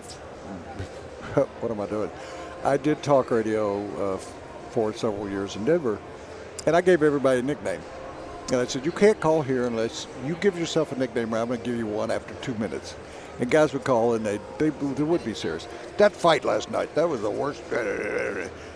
And I go, well, tell me what you really thought of it. And they go, and I have no clue what fight they're talking about. I had not seen it. And so I would say to the guy, you're totally wrong. And I'd hang up. I grew up listening to a guy that kind of set the top, Pete Franklin in Cleveland. You're not old enough to remember him, but he was one of the first talk show hosts, and he was on a 50,000-watt radio station. Okay. So you could hear him all in. I grew up in the South, and I'd listen to the guy. And a kid like me would call in. I thought about calling in, and it would have cost me $42, and I had like 8 cents, and my parents would have gone, what are you doing? This is before cell phones and all that. Right. Before buttons on a phone. It was before there wasn't a party. I had party lines, you didn't want to call someone with a zero in it because it would take a long time. Yeah. Anyway, I thought about calling him, but a kid would call him my age, and the kid go, what do you think about the Cleveland Browns? And he'd go, kid, why aren't you doing your homework? Leave me alone. Go to bed. Tell your father he's a creep. And he'd do it, and I thought it was a funny thing. You've just picked on a 12-year-old kid who just wants to find out if the Cleveland Browns going to be good. So if I said to you, Johnny Manziel, because I'm curious about how, because people always ask me about the blackboards. Well, I sit at a bar and write on napkins. Right. So when you take a subject like Johnny Manziel or it's so fertile. Cam Newton is saying nobody compares to me. Right. And you work with that, and that's how you come up with I mean, sometimes they fall in your lap. This Johnny story has just been crazy. It's the gift that keeps on giving. First of all, he got the phrase Johnny Football. He owns that phrase because Johnny Bench was taken. Is that why? Someone already had Johnny Bench? Or Johnny Idiot. It's hard to believe that it was only a year and a half ago he had the #1 selling jersey in the NFL. Isn't that? I can't even get my head around it. It wasn't that long ago. He was ahead of Peyton and everyone else. You got to really love a guy to buy a brown jersey with a #2 on it, right? That's commitment to your guy. That is a #2, isn't it? It really is. Yeah. They're finally done with him, I guess. It's so you're doing, as you said, for a bunch of different radio stations. Yeah. And the podcasts are big. New media, right? What do you feel like is the next? And we're going to talk some football in a minute, but this is a lot more interesting to me. It's a game. I know, me too. I have to forget about that. Dwayne Thomas played for the. He was Dwayne Thomas. There was a running back for the Dallas Cowboys, and he wouldn't talk to the media. And this was 25, 30 years ago. Okay. And so I'm walking off media day, which was in the daytime, and he said, "Pardon me," and he's sitting by himself, and he's already announced he's not talking about it. He said, "Pardon me." I said, "Yeah. Do you have the time?" I said, "I got all the time you want." And he said, "No, do you have the time?" And I said, "Well, it's 10. Oh, I got 5 more minutes." And I said, "So what do you think about the Super Bowl?" He's not talking to me. He said, "If it's the ultimate game, why don't they play it again next year?" And he got up and walked off. And I thought, that's the best interview I'll have all week long. Do you have the time? Yeah, I got all the time you want. Now, was that in the era before they fined him? Like they would just let him not talk to people? Yeah, they could do it. And it was Marshawn Lynch. So looking at this game, you're very objective. Where do you live now? I live in New York City. I knew we were going there because that's why you kind of showed up that day. Yeah, right. I live in I'm New home. York, Yeah, talk to me. Okay, so you can be ejected because your teams suck. Yes, I'm from Atlanta originally. I'm a Falcons fan. Yeah, well, yeah. We can say it again. Yeah, fair enough. Yeah, and I grew up in Memphis, so I don't even have a team that ever did anything. You can be objective. Look at this. You saw the Seattle-Denver. What did you think was going to happen in the Seattle-Denver game? Because it was right there in your backyard. Yeah, boy, I didn't expect that, right? Like, I thought that the Seahawks might win that game, but I didn't think it was going to be that kind of a spectacle. That was a crazy blowout. That's one of the jokes I've been doing this week. The storyline is about Peyton's last rodeo. I think a rodeo is a good metaphor for Peyton. He's been a Colt and a Bronco. He's constantly yelling Omaha, and his last Super Bowl lasted 8 seconds. Good night, everybody. You've been a great crowd. Yeah, you're right. I'll be here all week. No, I won't, because this is my last just rodeo. Today. Yeah. Well, Mark Kiszla was doing the show with me. Went up to him before the Paige. I think it was before the Pittsburgh game. He said, "Is it possible this could be your last rodeo?" Yeah. And he took it and went with it. And so Mark's sitting here with nothing, and Peyton's now got T-shirts everywhere. Right. Last rodeo. and I said, "Mark, don't complain to me. I came up with Orange Crush." Is that true? Yeah, in 1976, a year before they went to the Super Bowl. Wow. I said, "Orange Crush." I grew up in the South drinking Dr. Pepper and Coca-Cola. Yeah. This was probably gone past when you were young, but in the South they'd say, "What would you like to drink?" Coca-Cola. Right. What kind? Orange. And I go, "Orange." Right. Yeah. No. I know that. I love that. Coca-Cola was the word for soda. Anything soda-ish. Yeah. Yes. And I tell people, they go, "What are you doing? You asked for a Coke." I said, "No." Then they want to know what kind of Coke you want. And you say Dr. Pepper. People out of the South have no idea what you're talking about. Yeah, I'm a Georgia boy at heart. I know that. And a moon pie. Memphis, huh? Yeah. That's great. I don't know where I was going with that. You invented Orange Crush? So that Orange Crush. name? Yeah, not for the cola. Yeah. Not for the. I love that. So I didn't know did that. And Dave Fry, and you'll know that name if I work with you. Every year, they made a movie that was a parody of it, the Westminster Dog Show. Oh, yeah. Okay. And the guy who is the MC on it is Dave Fry. Okay. And think about it, he's the guy who goes, oh, there comes a beautiful Shih Tzu. And Yeah. Why did I pick that name? I can't say your name. I can't say that dog's name. But if I try to say your name, why didn't you go with Dave Smith? No, it's more memorable. If my name were Dave Smith, you wouldn't even remember that I tried to do your show 2 years ago. Okay. That I have a weird name is the reason you know who I am. Kostaki Economopoulos. Yeah. The biggest name in comedy, Woody. You remember from Sesame Street, from the Muppets. He was the Hopalopoulos. One time in Jacksonville, Florida, the MC comes out. I've been torturing MCs for 20 years. Yet? We haven't. No, we haven't. The woman comes out. She goes, ladies and gentlemen, give it up for Econo Cockalocopus. It's like, wow, that's not even, she wasn't even trying. Well, I was trying. You were trying. I'll take that. I'm from the South. I can barely say my name. I'm from the South, too, but I was believe it or not. So I came up with Orange Crush, and Dave Fry, who was the assistant media relations director, right, copyrighted and trademarked it. Really? He went off. He didn't even do it for the Broncos. He has made a fortune off that. So the guy who was the distributor for RC Cola and Orange Crush and Grape Crush and a lot of drinks that nobody ever drank anymore called me and he said, that's the greatest thing in the world. I had to dust off all the, he said I had 100 cases of Orange Crush. Nobody wanted it. He said, I'm dusting it off. We're cleaning it and we're sending them out. And he said, I want to send you something. And I thought, well, that'll be nice, a car or something. He sent me a 6-pack of Orange Crush. Yeah. Really? That's what I made off of coming up with Orange Crush, which still lives on today. People are calling it, oh, it's the new Orange Crush. And I went, yeah, great. Wow. Dave Fry gets another $1,000. I didn't know that was you. How long have you been in Denver? 74. I was at the Memphis Commercial Appeal. I was coming to Atlanta to become the columnist for the Atlanta Constitution. Oh, really? Everybody, I went to school at Tennessee. Everybody that I went to school with migrated to Atlanta. They went to Atlanta, right. And my sister migrated to Atlanta. So I brought up the Seattle-Denver game because you were like a lot of us. You didn't expect the blowout. No, I didn't. Now you're looking at this one. If there's a blowout, it's going to go that way again, right? But I'm hoping it's close. This is what I've been saying to people all week. Denver has the best defense in the league. Is that true? Yeah.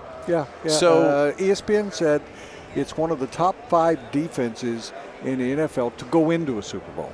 Now, right. Coming out, who knows? Right. But Seattle from 2 years ago is on that list. Right. 85 Bears. Right. So, and you got that Ravens year. Peyton's better than Trent Dilfer. Yeah. Peyton's better than Brad Johnson. Right. Well, no. Peyton's the worst quarterback ever to play in the Super Bowl. Come on. His stats are worse than anybody that's ever gone. Trent Dilfer had better stats that year. Brad Johnson had better stats that year. Okay. But I'll buy that. Peyton didn't play 7 games, and he was hurt for the 6 or 7 he played in. And still, in his head and his heart, he's Peyton Manning. He's going to make good decisions, right? That's what you want. Yeah, and a good defense, they could win. You didn't give me an answer, though. I'm rooting for them, but I don't think they're going to win. That's where I am. Here's what I think is going to happen, and it's early, Tuesday. So come back on Friday and tell me. Because I've had all these calls from people. Well, what's going to happen? I said, give me the Friday or Saturday. I'm doing the show. But I think it's going to be close. Right. I think if I were better, and I've never bet on because I think it's ridiculous. As much as I do know, I couldn't win money, and I would have picked the Broncos in New York. Right. Like a lot of us. It's going to be close. 14 of the games the Broncos have played in out of, 16, 17, 18, have been one score or less. Yeah. One score. That's what it's going to be. If it's close, I like their chances. I'm rooting for them. If it's 5.5 or 6 would be a number that I think if I were better, I'd take the 6 points and live with it. And I agree. Say whatever happens, happens. But I don't. It doesn't feel 38-6. It feels. Phil Sims was here yesterday, and he said first team 24 wins. That 24 is going to win the game. The defense is good. That it's going to be, and I would guess that some numbers 20-16 have been. I don't think the Panthers' defense is as good as everyone says they are. I think their offense is amazing. But I went to 2 games this year, and one of them was Falcons-Panthers when the Falcons won that game. And I think their offense is great, but I'm not scared of it. Would you stick with us? Paul Klee's going to join us. He's the columnist in Colorado Springs, and I want him to meet you. Paul, you're going to think he's not big. Paul will be with us in a minute. I was going to tell you, this is the funniest man in show business next to me. I'm literally next to him. So can you stick around for a few Yeah, minutes? of course. We're having fun. We'll bring in everybody. I like it. You could be the co-host. I'm flattered. Butts Bar in Sedalia.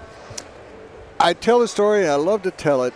A guy who judges burgers. He's written books about all 50 states. He's gone to every 50 states. He tried like 25 or 30 burger places in 50 states. He wrote a book about it. He's done a TV show on the Food Network about it. He is considered the prime. He's produced a lot of different shows about burgers. You can go on Amazon. He was at DIA, and somebody said, you got to go to Butts Bar in Sedalia. You know what I mean? It is in the middle of nowhere. It's a dive bar. It's got drinks. It's got 12 tables. It's been there since the 1940s. And he goes there.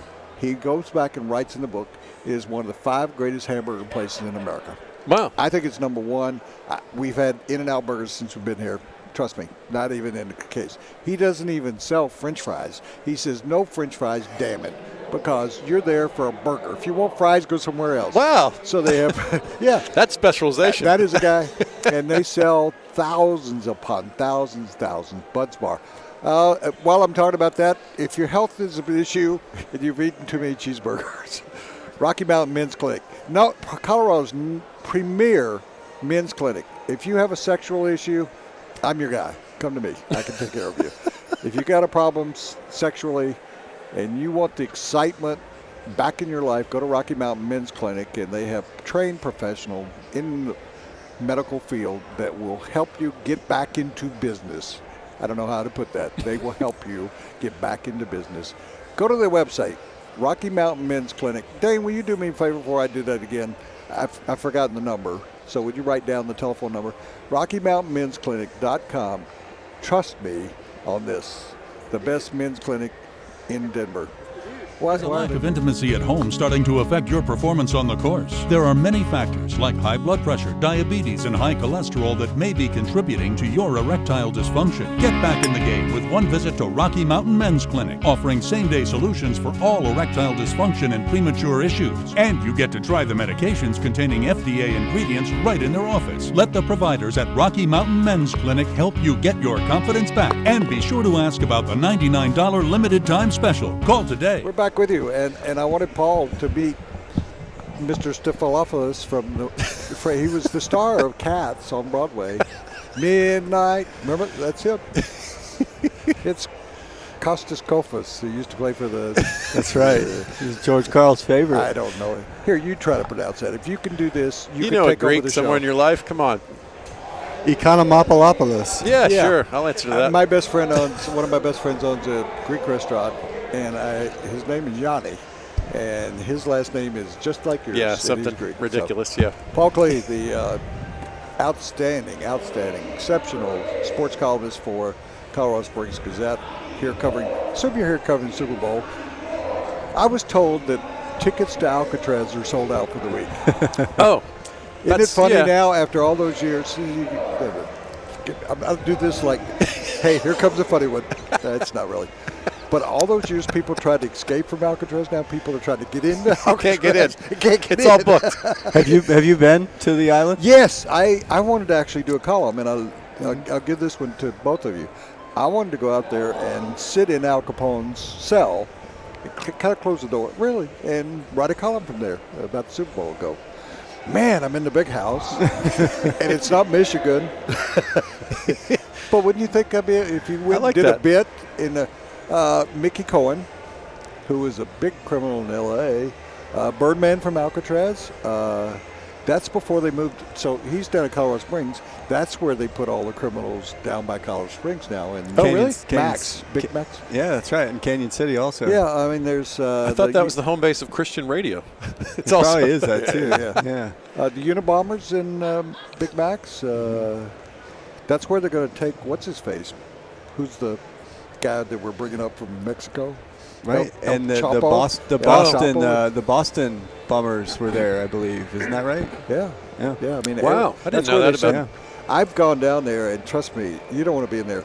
Have you ever been down there? I haven't. In the where they put the real hardened criminals, they got a window like this, and they kind of walk around, and it's no bigger than this table, and they can see the TV out in a public kind of area, but they have to kind of look through this wired thing, and there's a window in there that's no bigger than this, and they take them out 1 hour a day that looks like a basketball court in New York City.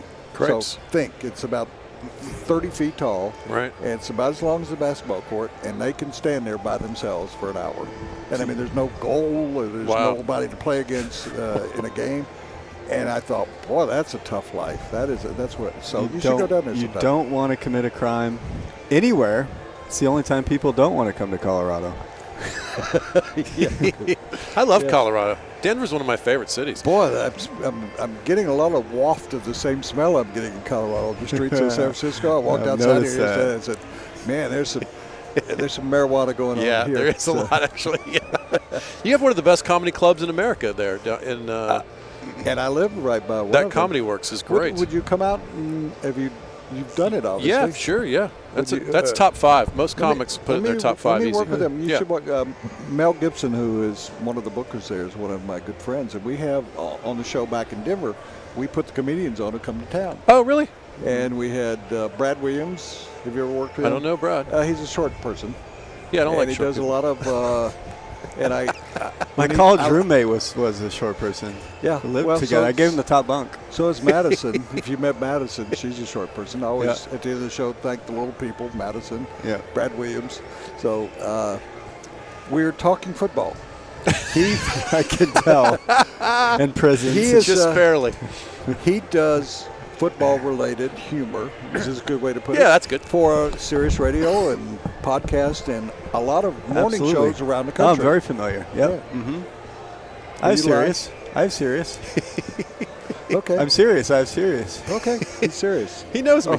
He knows me, Woody. Yeah. The biggest name in comedy. Yeah. So anyway, he is not going to tell me who he thinks is going to win. He says, if the Broncos, if they have a chance. So. I come on now. I said my head says Panthers, my heart says Broncos. That's where I am. I think the Panthers will win, but I hope not. And if it's close, I think the Broncos have a real shot. I think they're the better. They have the better defense, and they've got the quarterback who makes better decisions. So if they can if they can slow Cam down a little bit, I think they'll win this game. Mm-hmm. So how about that? Thank you. This has been a great half hour. I've been a fan forever. Fun. It's a pleasure to talk to you. If you're out about during the week, will you come back by? Of course. We'll do. Of course. I owed him. He got bumped in New York City. Tell him who you got bumped by. Jesse Jackson. Well, that'll happen. And Dick Vermeil. And Woody Paige. We're having an interminable, beautiful conversation. I have been trying to make it up to him for 2 years. And so if he'll come back on later in the week, I'll still make it up to you, and we'll meet again next year in Houston. It's a pleasure. Thanks, Woody. Great to meet you. Cheers. We'll take a break, and I'll talk to you about Papa John's. Speaking of Papa John's, they've got the 18 special going on today. If you go online and do the 18 special, just go there. 2 pizzas, 3 ingredients, 2 pizzas. Enjoy pizza during the week at Papa John's, the new papajohns.com. For our Players' Choice Pizzas, we made the NFL players' favorite pizzas. Now you can eat like an NFL player. If I can eat like a football player, I can talk like one. I can work out like one. I can even dress like one. Look, you can eat the pizza. You just can't steal my shorts. Up your game with any large specialty pizza, including Players' Choice Pizzas. Only $12 each. Better ingredients, better pizza. Better football. At the new papajohns.com. I am Citywide Banks. I am Citywide Banks. At Citywide Banks, We put you first by exceeding your service expectations every day. Every day.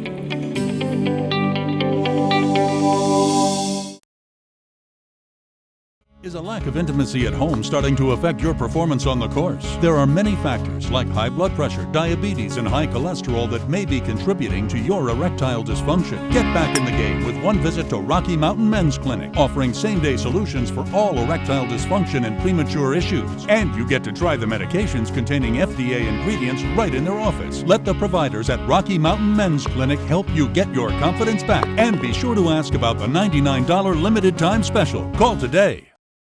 For our Players' Choice Pizzas, we made the NFL players' favorite pizzas. Now you can eat like an NFL player. If I can eat like a football player, I can talk like one. I can work out like one. I can even dress like one. Look, You can eat the pizza. You just can't steal my shorts. Up your game with any large specialty pizza, including Players' Choice pizzas. Only $12 each. Better ingredients, better pizza. Better football. At the new papajohns.com. I am Citywide Banks. I am Citywide Banks. At Citywide Banks, We put you first by exceeding your service expectations every day. Every day. I don't know that there's a bigger show than the sports show right now. This could be a national show on ESPN. This could be on the NFL Network. This will be during the course of your week watching the sports show as sponsored by Hacienda and Siltahar Ford. 4 bigger names and people. Paul Klee from the Colorado Gazette. Super columnist down there. Yeah. One of the 3 amigos. This is either, help me out, this is Mark Jackson or it's Vance Johnson There you or go. it's Pick one. Tom Jackson. I still see about once every 6 months you guys on Johnny Carson. absolutely, Yeah, man. you're back in the Super Bowl era. Back in the Super And Bowl we're so era. excited to have Randy Grimes join us. Hey, thank you for thank coming you. in. Thanks for having He me. was with Tampa Bay Bucks for 10 years. Creamsicle buck. Yeah, let's turn you up so you can. You want to turn him up? Because I want to hear him. Help me out, guys, so that I don't want to miss anything Randy's saying. Is it his mic? Yeah. Forgive me, it's live TV, so we're good.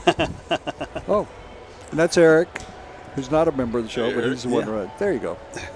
Can you How hear about yourself that? Yeah, now? how about Okay. that? Yeah. Because my memory fails. I'm almost 70, guys. Woody, what's when up, I first brother? met you, you were 22. Yeah. You were with Tampa Bay Tampa Bucks Bay. for 10 years or so. The creamsicle guys. Yeah, I was going to say that. And one of the great centers, as far as I'm concerned, in Thank the you. history of the NFL. Thank you. One of the great wide receivers, Vance Johnson. Thanks, you, brother. And Paul Klee, one of the great columnists in the Colorado Springs area. There we go. In the great Woody Paige. So I'm glad you all That's are here. We just decided to go with all of it. Yeah. And I'm going to have a round table like you do it. And he's taking his phone call, so I'll ask you. Right. What feel, you guys have been, all of you have been at Super Bowls before. What flavor, you said dreamsicle, what feeling, what aura, what different kind of feeling are you get here that you might not have experienced at another Super Bowl? Anything different about this one? I mean, there's so much heritage and legacy and everything else that goes with San Francisco. Some of the greatest teams I ever played against were out here, at the old Candlestick Park.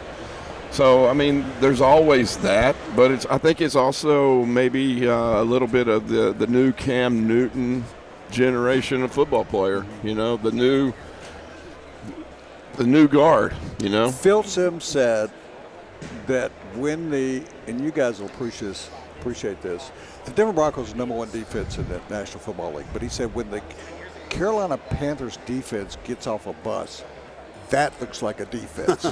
That the guys are bigger, they're stronger.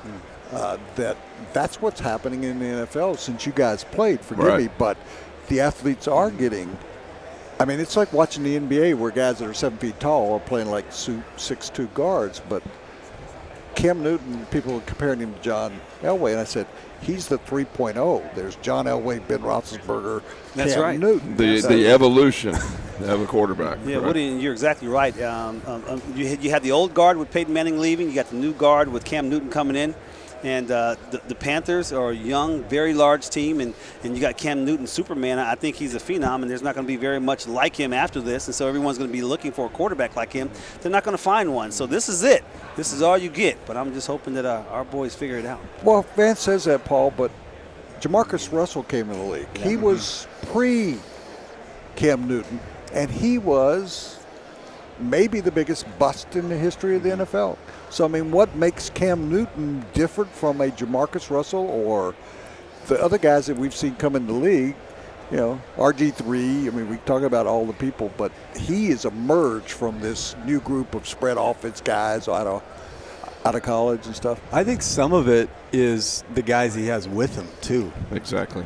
I mean, they're stacked. The guys that surround him make him. Right, they do. And he's something else. I mean, I like the description. One of his teammates this morning said it's like trying to tackle a car. And it's probably accurate, but they've got dudes. I mean, they've got every position.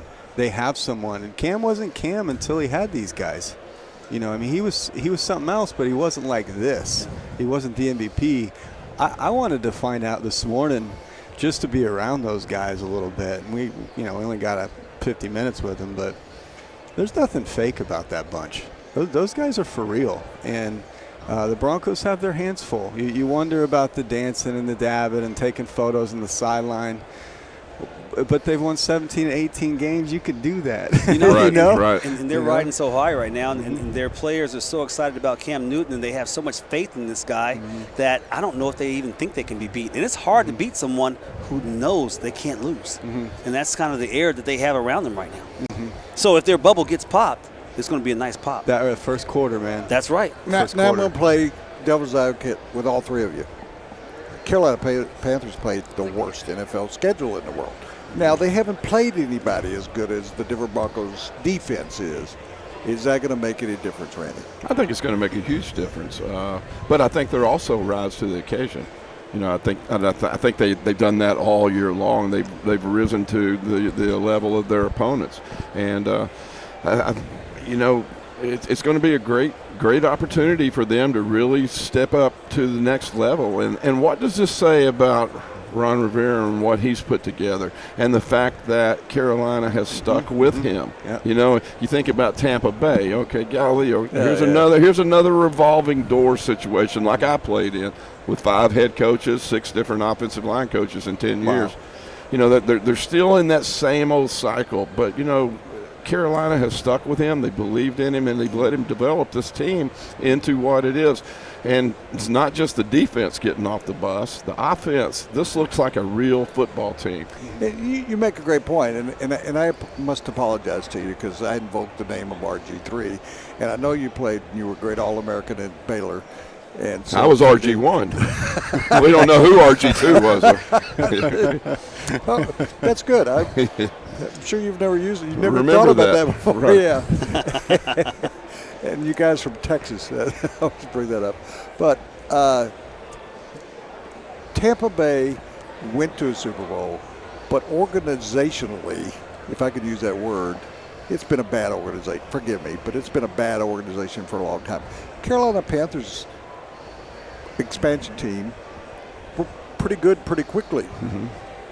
Went to Super Bowl under John Fox, then went into dive, and then have come back under Ron Rivera.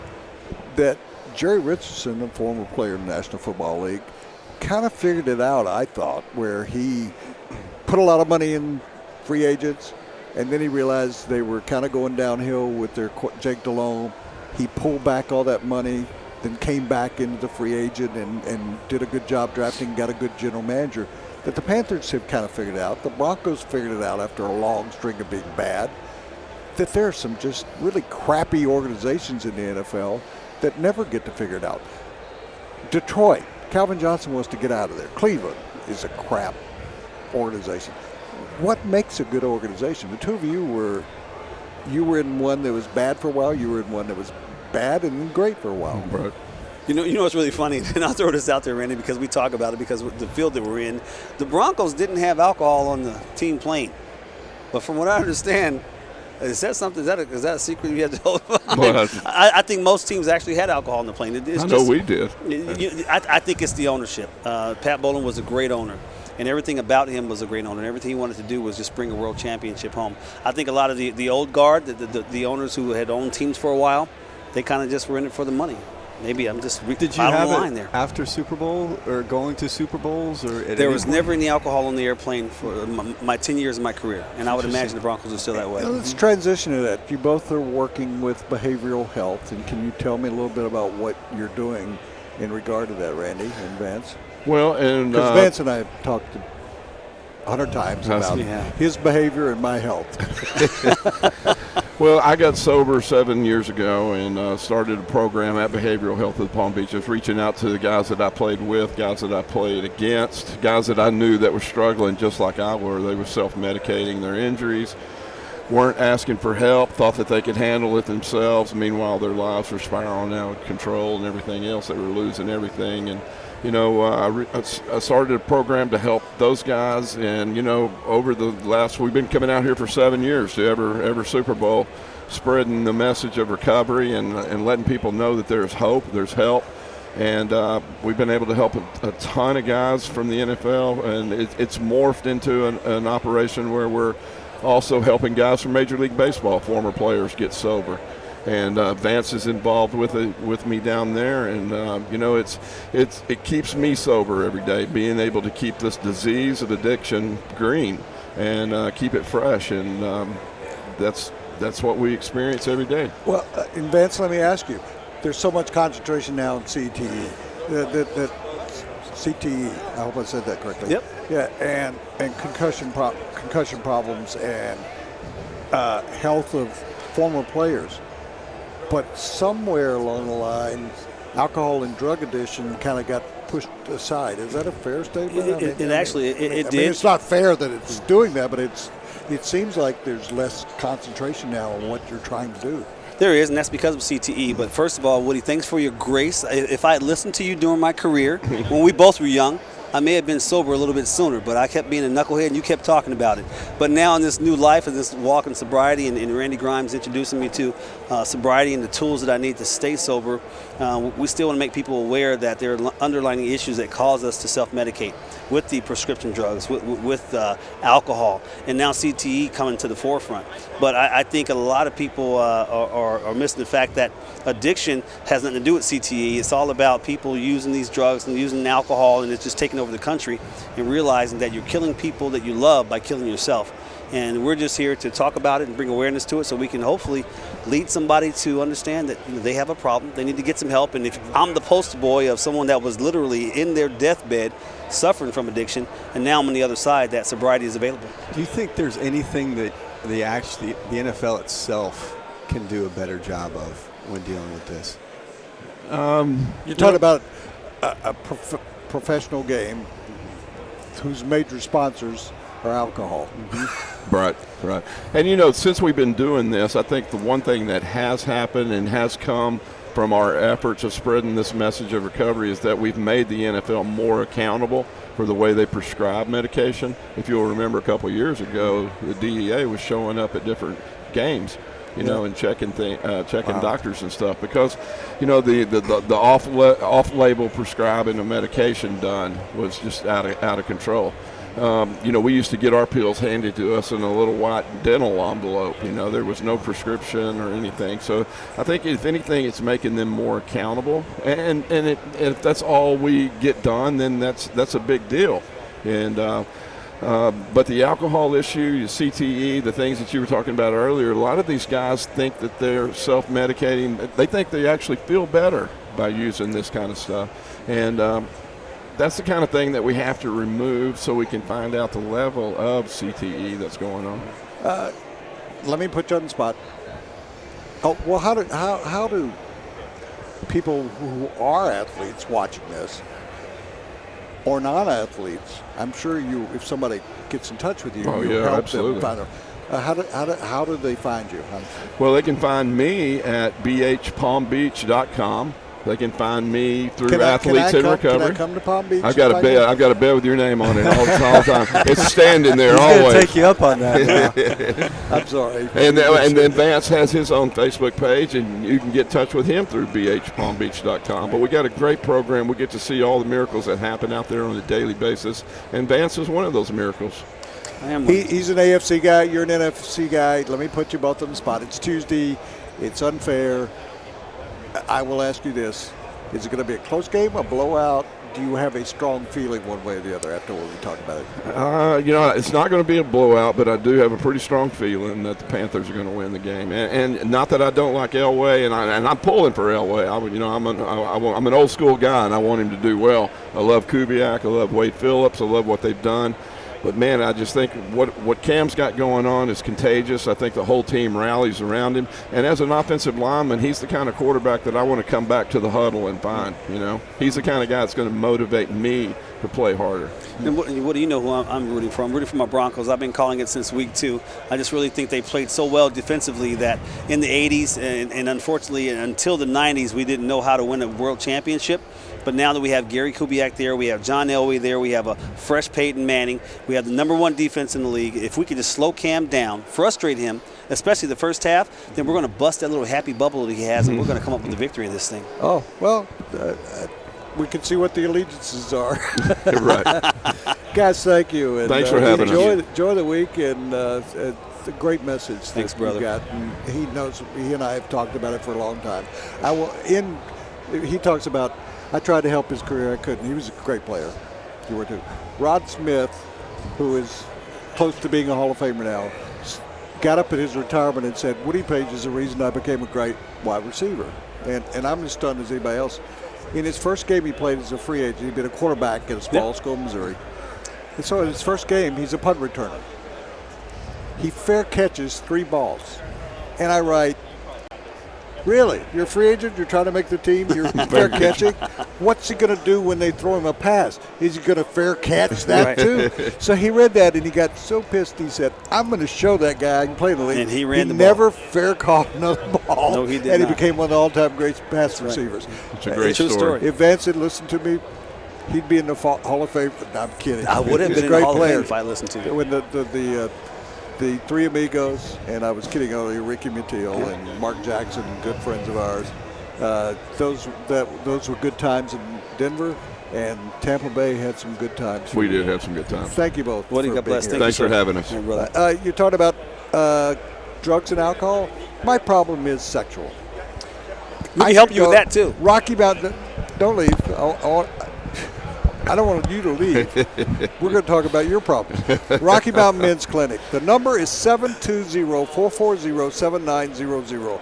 If you're having sexual problems, which can lead to serious health problems, we're talking about strokes and heart disease, you don't really know what's going on. It could be caused by a lot of different problems.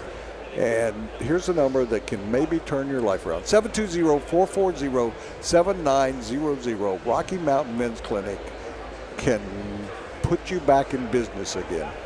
Is a lack of intimacy at home starting to affect your performance on the course? There are many factors like high blood pressure, diabetes, and high cholesterol that may be contributing to your erectile dysfunction. Get back in the game with one visit to Rocky Mountain Men's Clinic, offering same-day solutions for all erectile dysfunction and premature issues. And you get to try the medications containing FDA ingredients right in their office. Let the providers at Rocky Mountain Men's Clinic help you get your confidence back. And be sure to ask about the $99 limited time special. Call Players' today. Choice Pizzas, we made the NFL players' favorite pizzas. Now you can eat like an NFL player. If I can eat like a football player, I can talk like one. I can work out like one. I can even dress like one. Look, you can eat the pizza. You just can't steal my shorts. Up your game with any large specialty pizza, including Players' Choice Pizzas. Only $12 each. Better ingredients, better pizza Better football. at the new papajohns.com. I am Citywide Banks. I am Citywide Banks. At Citywide Banks, We put you first by exceeding your service expectations every day. Every day. I have so many incredible big-name guests, but there's none bigger and none greater than my friend Tim Kiszla. Columnist for the Dallas Morning News and co-host of the biggest show in what station are you on? I think it's an ESPN station in Dallas. It seems like it. Yeah. Well, you want to call it 103.3, the afternoon show with Kiszla and Mosley. Okay, so if you ever want me to do a spot, when I'm in Denver, I always listen to yeah, that's what you got to do. The afternoon zoo. Yeah, like that. And Tim and I have been on Around the Horn for 13 years. And enough of that. Which is the hardest part to believe. And people don't want to hear those stories, but yeah, I thought it was going to be out 13 weeks. Right. That would have been a good you run. did too. We were trying to just get vacation money at that time. What of all you've covered? 25 Super Bowls. Not as many as you. That'll be but that's got a nice symmetry to it. 25, 50. Yeah. Been half. I saw Jerry Green in the hotel this morning, and I said, "You're not really going to get on the bus." Jerry Green is one of only 3 sports writers covered That's all of them. how many there left. 3. 3. Who are the others? Dave Klein from Okay. New Jersey, Newark. and Jerry Eisenberg. Okay. Also New Jersey. Wow. Yeah, they're the only 3, and there's 1 photographer. All right. And if you're looking for a story, there's also 7 fans. They've documented 7 fans Who've that been have to been every in all game. 50. And so what they did for the fans this year is those guys, one of them was in Denver at the time, and his buddy said, let's drive out there and see if we can get some tickets. Right. Well, as you know, we weren't old enough to cover it, but you could get 50,000 tickets if you wanted to, because it drew 40,000 in the Coliseum. Right. He said, we were able to get tickets. We thought every year after that, we can go and get tickets. Well, the NFL finally would sell. They found the 7 people who'd seen like 44 of them or something. Wow. So they'd sell them 2 tickets every year. So what they're doing, which I think is a nice gesture, the NFL gets a lot of grief from all of us. Right. They're taking the fans and giving them 2 seats on the 50. That's not appropriate. bad. And That'll work. Flying them in, all expenses paid, and on Friday they're going to honor them. Really? And the 4 journalists, 3 writers and 1 photographer. That's very cool. So there's 11 people outside the NFL. Enough for a football team. Yeah. So That's nice. More symmetry. Right. I like that. We like symmetry. Of the 25, this is an unusual question, I think. Is there a different flavor to the media day, to the game, the leading up? There's a different flavor to media night. Shows just how completely dismissed deadline newspapers have become. Oh, well. I mean, that's something, if that would have happened 20 years ago, there would have been a riot by the media. Yeah. And now I don't think nobody even thinks about it, because so many people there are either TV, radio, internet, that newspaper deadlines are like, what are those? Some people still have those? But it seems more scripted, more. Last night seemed like it was a production rather than a media. Media day was a joke for all those years, really, with people showing up in costumes and asking married. But last night, introducing the players and $27 tickets and now it's something more for the fans attending it. It's more of an event for them, which really doesn't benefit us much, but nobody cares about that. Anyway, I forgot Paul was back. There's a man looking over your shoulder. I don't know what he's got. He's got something in his hands. It's not, and part of it is us. We've been to a lot of these, so we're a little jaded on these things. But now they're in hockey rinks every year. You're either in the New Jersey Devils rink, or last night it's the Sharks. It's an odd place to do these things. I mean, you still had people who were funny. Josh Norman was pretty funny. Our bus took an hour and 40 minutes, so I completely missed the Broncos. When we got there, it was 6:10. Well, at least it didn't because we were crash. on radio till 4. We didn't wreck. I did see DeMarcus Ware tweeting about the bus crashes. This is a sports show. I'm Woody Paige, sponsored by the Denver Post and by New York Daily News, and also by Siltahar Ford. Paul Klee, a great columnist from the Colorado Springs Gazette, a young man I've followed for years, Colorado native. Tim Kalishaw from the Dallas Morning News. You may not know it. You know each other, don't you? We do now. Yes. Yeah. Yes. One of his many universities was the University of Colorado. I was a buff my freshman year. Like that. In fact, I need to say hi to Dave Logan. He was a wide receiver and a power forward on the basketball team. I'd never asked you. We worked together around over 30. I've known him for. He makes a big point that before he was a columnist, I wouldn't pay attention to him, which is true. But you only pay a little attention to me now. I don't hang out with beat writers. Right. You don't have to. Lower yourself. Right. Why did you leave Colorado, or did they ask you to?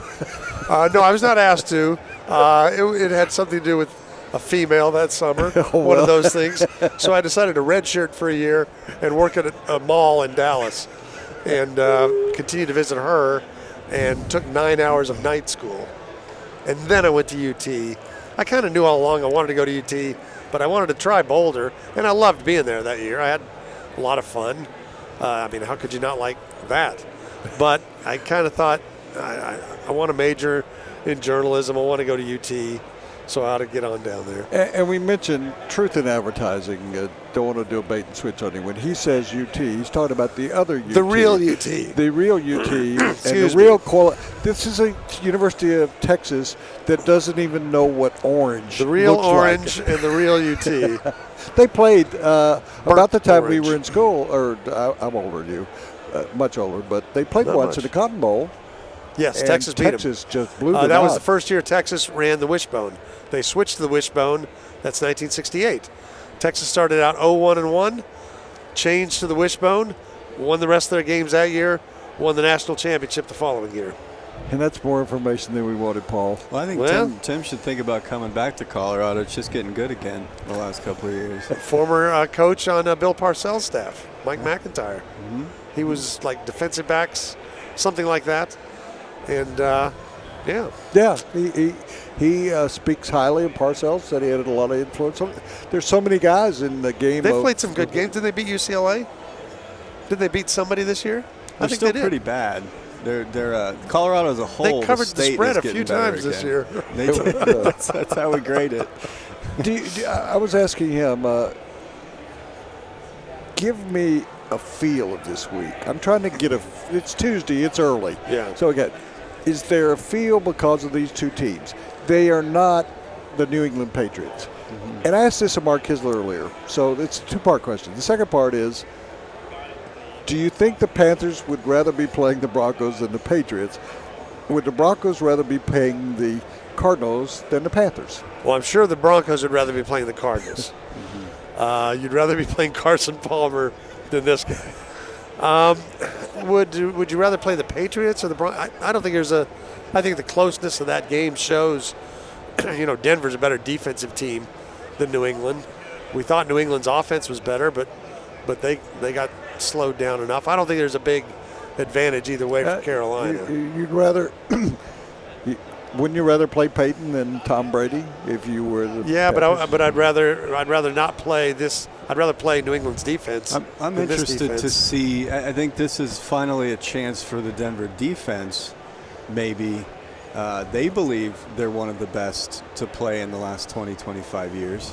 But because the offense has put them in some precarious positions, I don't know that the numbers stack up to some of the defenses we've seen. Yeah. So I'm interested to see how they handle Cam, because if they do a number on him, or they, challenge him in a way that no one has yet, that would be something that. Here's the problem for the Broncos to me, based on something you said the other day about their defense. The Broncos might not have the best defense in this game. I mean, that defense can make a lot of plays, and Luke Kuechly scored. He scored. When they played the Cowboys, he scored a touchdown. When they played both playoff games, he scored a touchdown. Seems to be on a roll with the touchdowns. Now, statistically, Denver is a little better, and Denver clearly has a better secondary because of the injuries back there. But Carolina's front seven, they didn't let Arizona breathe last week. If Phil Simms was sitting there yesterday, and I don't know whether we talked about it, Phil Simms said to me, he's got a new test. And he said, when the Carolina Panthers get off the bus, that looks like a defense. He said, those are big guys. He said, you're playing. He said, Denver, they got the best defense in the league. Carolina's got the best looking defense in That might be what it is. That might be what it is. Thomas Davis and Kuechly look like linebackers. It's the layup line test. They passed the layup line test. Yeah. Mm-hmm. Okay, let's take a break. Can you guys hang out for just a hang minute? out. I have nothing. We'll do a few more minutes if that's all right, because I'm having so much fun. This spot brought to you by Denver Mattress. If you're looking for a mattress, or if you're not looking for a mattress, they know, having gone out to the factory, they work with me on charities, that they do a great job of fitting the mattress to what your issue is in terms of softness, or if you have problems sleeping, or if you have back problems. I like that. Denver company, they're located all over town. You can find them at Furniture Row all over the place. Denver Mattress, and also Hacienda, Colorado. Talk about Mexican food, and my friends at Hacienda, I think it's a class above. You think about Mexican food, they have great, unique dishes, and they bought the original margarita recipe. And I know that's hard to beat. They bought it from the family of the guy who started margaritas, and it's incredible. Hacienda will be back in a moment to finish up with these guys, and I'm going to do it right now because I made a mistake. It's okay, Don. I made a mistake. There was no tape spot. So, because I'm having fun with these guys. All right. It's totally Tuesday. What is going to be, other than Cam Newton and Peyton Manning, what is going to develop into the next best story of the week? Oh, that's a good one. I just think, even though, and this is obviously related. And I'll give you some time to think. Last night there was no story. It was Cam Newton doing 45 minutes. It was Peyton answering the question. But I think we'll eventually figure out Cam is not really the villain. Cam, there might be some people who don't like him because they don't like his team, and there's a few people out there. But overall, I mean, this guy is not. He's not LeBron after the decision. He's not disliked at anything, at any level. Do you think he thinks that. He's more disliked than he really is? Maybe, I but do. because he's been asked about it a lot, so he must assume he's pretty disliked. But I think also, if you went through what he did the year he's going for the Heisman, and the stories about his dad, you would develop a thin skin about that stuff, and you think everybody's out to, they're going to take my Heisman away because of this. They don't like me because of that. So, yeah, I mean, he probably does, but we help fuel it with the questions. Yeah. Well, I'm eager to see, and you guys know better than I do, if there's anything to the idea that the Broncos as a whole feel like this is their shot. This is it. Right. I go over down to San Jose today, and you're around the Panthers, and they're not going anywhere. They're going to be here for a while, and they may have 3 or 4 more of these. This Broncos team seems to feel like this is it, and it's not just because of Peyton, because he's not Peyton anymore. We know that. But you do have a handful of veteran guys with very large contracts that you don't know how long they're going to be there. So I wonder if that, I guess that's not really a schematic thing or the way that they play stylistically, but I wonder if there's something to that because it very much felt like the Seahawks 2 years ago, this Broncos defense. Yeah. I thought there'd be a little bit more emphasis on DeMarcus Ware because he had played all those years, hadn't gotten to the Super Bowl. I think as the week goes on, he and Wade Phillips together are kind of a good story. And the whole Ware on one side and Miller on the other, that has to – I mean, you saw what it did to Brady. How many times did he get hit last week? Cam won't get hit that much, but he'll have to do – I mean, he can't just – he was against Arizona. He could just sit back there and wait and throw it when he wanted to. And so that's going to change. And, I think this is going to have to be Wade Phillips at his most creative. He may have to blitz more than he's ever blitzed or that he's wanted to try to get something, to try to create some turmoil back there. I've been around him since the 80s. You were with him for a long time in Dallas. I ask you both this question. Why, and he has fun with it. I was a terrible head coach, but I'm a pretty good defensive coordinator. Was he the ultimate victim of the Peter principle? And I have a follow-up to that. But, I mean, was he a guy that just never should have been a head coach? Because he did have a good record when he would take over his I wouldn't say that because his record isn't awful. Even in Dallas, the one year they were 13-3, 12-4, 13-3, whatever they were, and they lost to the Giants at home, and the Giants went on to beat the Patriots, the undefeated Patriots. So that team was very good, lost a close game to the Giants, had another playoff team that was pretty good. The teams, I'm sure he's brought this up before. If you look at Buffalo and Dallas, places he's coached, Denver, Atlanta, the team before him and the team after him, compare their records to what he did, that he was really pretty good. He just wasn't great. And as a coordinator, he's been a lot closer to great. Yeah.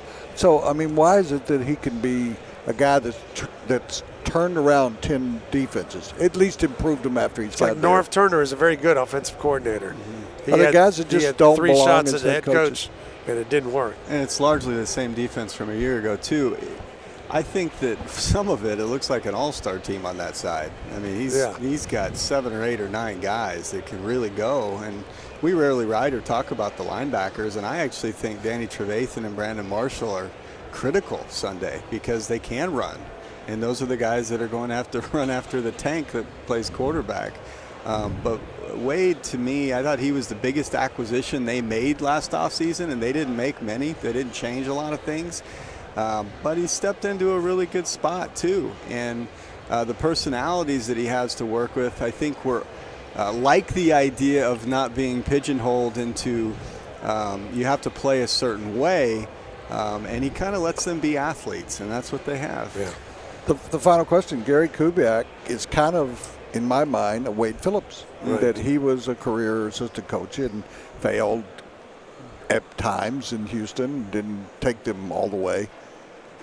Who in Ron Rivera played, was an assistant, was close to being fired. He could have gotten fired twice yeah. after his second year, and then when they were 3-8-1 a year ago. So who has the edge here? A guy who played for the '85 Bears that has been a great defensive coordinator in the league, or a guy that studied under Mike Shanahan, won 3 Super Bowls, has 3 Super Bowl rings, 2 with the Broncos, 1 with 49ers, was in the shadow of Jordan Seifert and Mike Shanahan.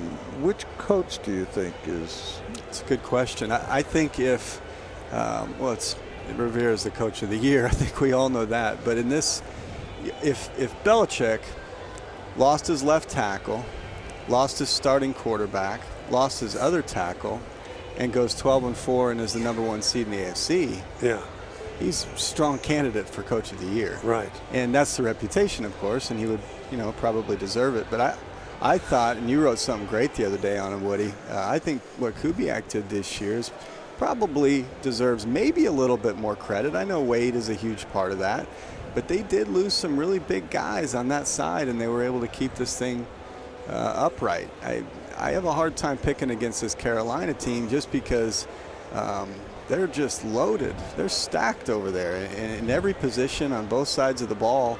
But if it's a close game, Broncos don't die. These guys just don't seem to die. I think the coach with the quarterback on the rise has the advantage over the coach with the quarterback on the decline. That's a good way to end it. I think it's a good way. I want to thank Tim Calishaw, Paul Klee, both great columnists, all the other guests that we've had all day long. That's a great way to end it. I don't know how I can end it other than say thanks to all of our sponsors, Bud's Bar, New York Daily News, Siltahar Ford, John Elway's Restaurant, Steakhouse in Cherry Creek. I want to thank Rocky Mountain Men's Clinic and Papa John's and all of our other great sponsors. And we thank you for spending the last 3 hours with us on the sports show.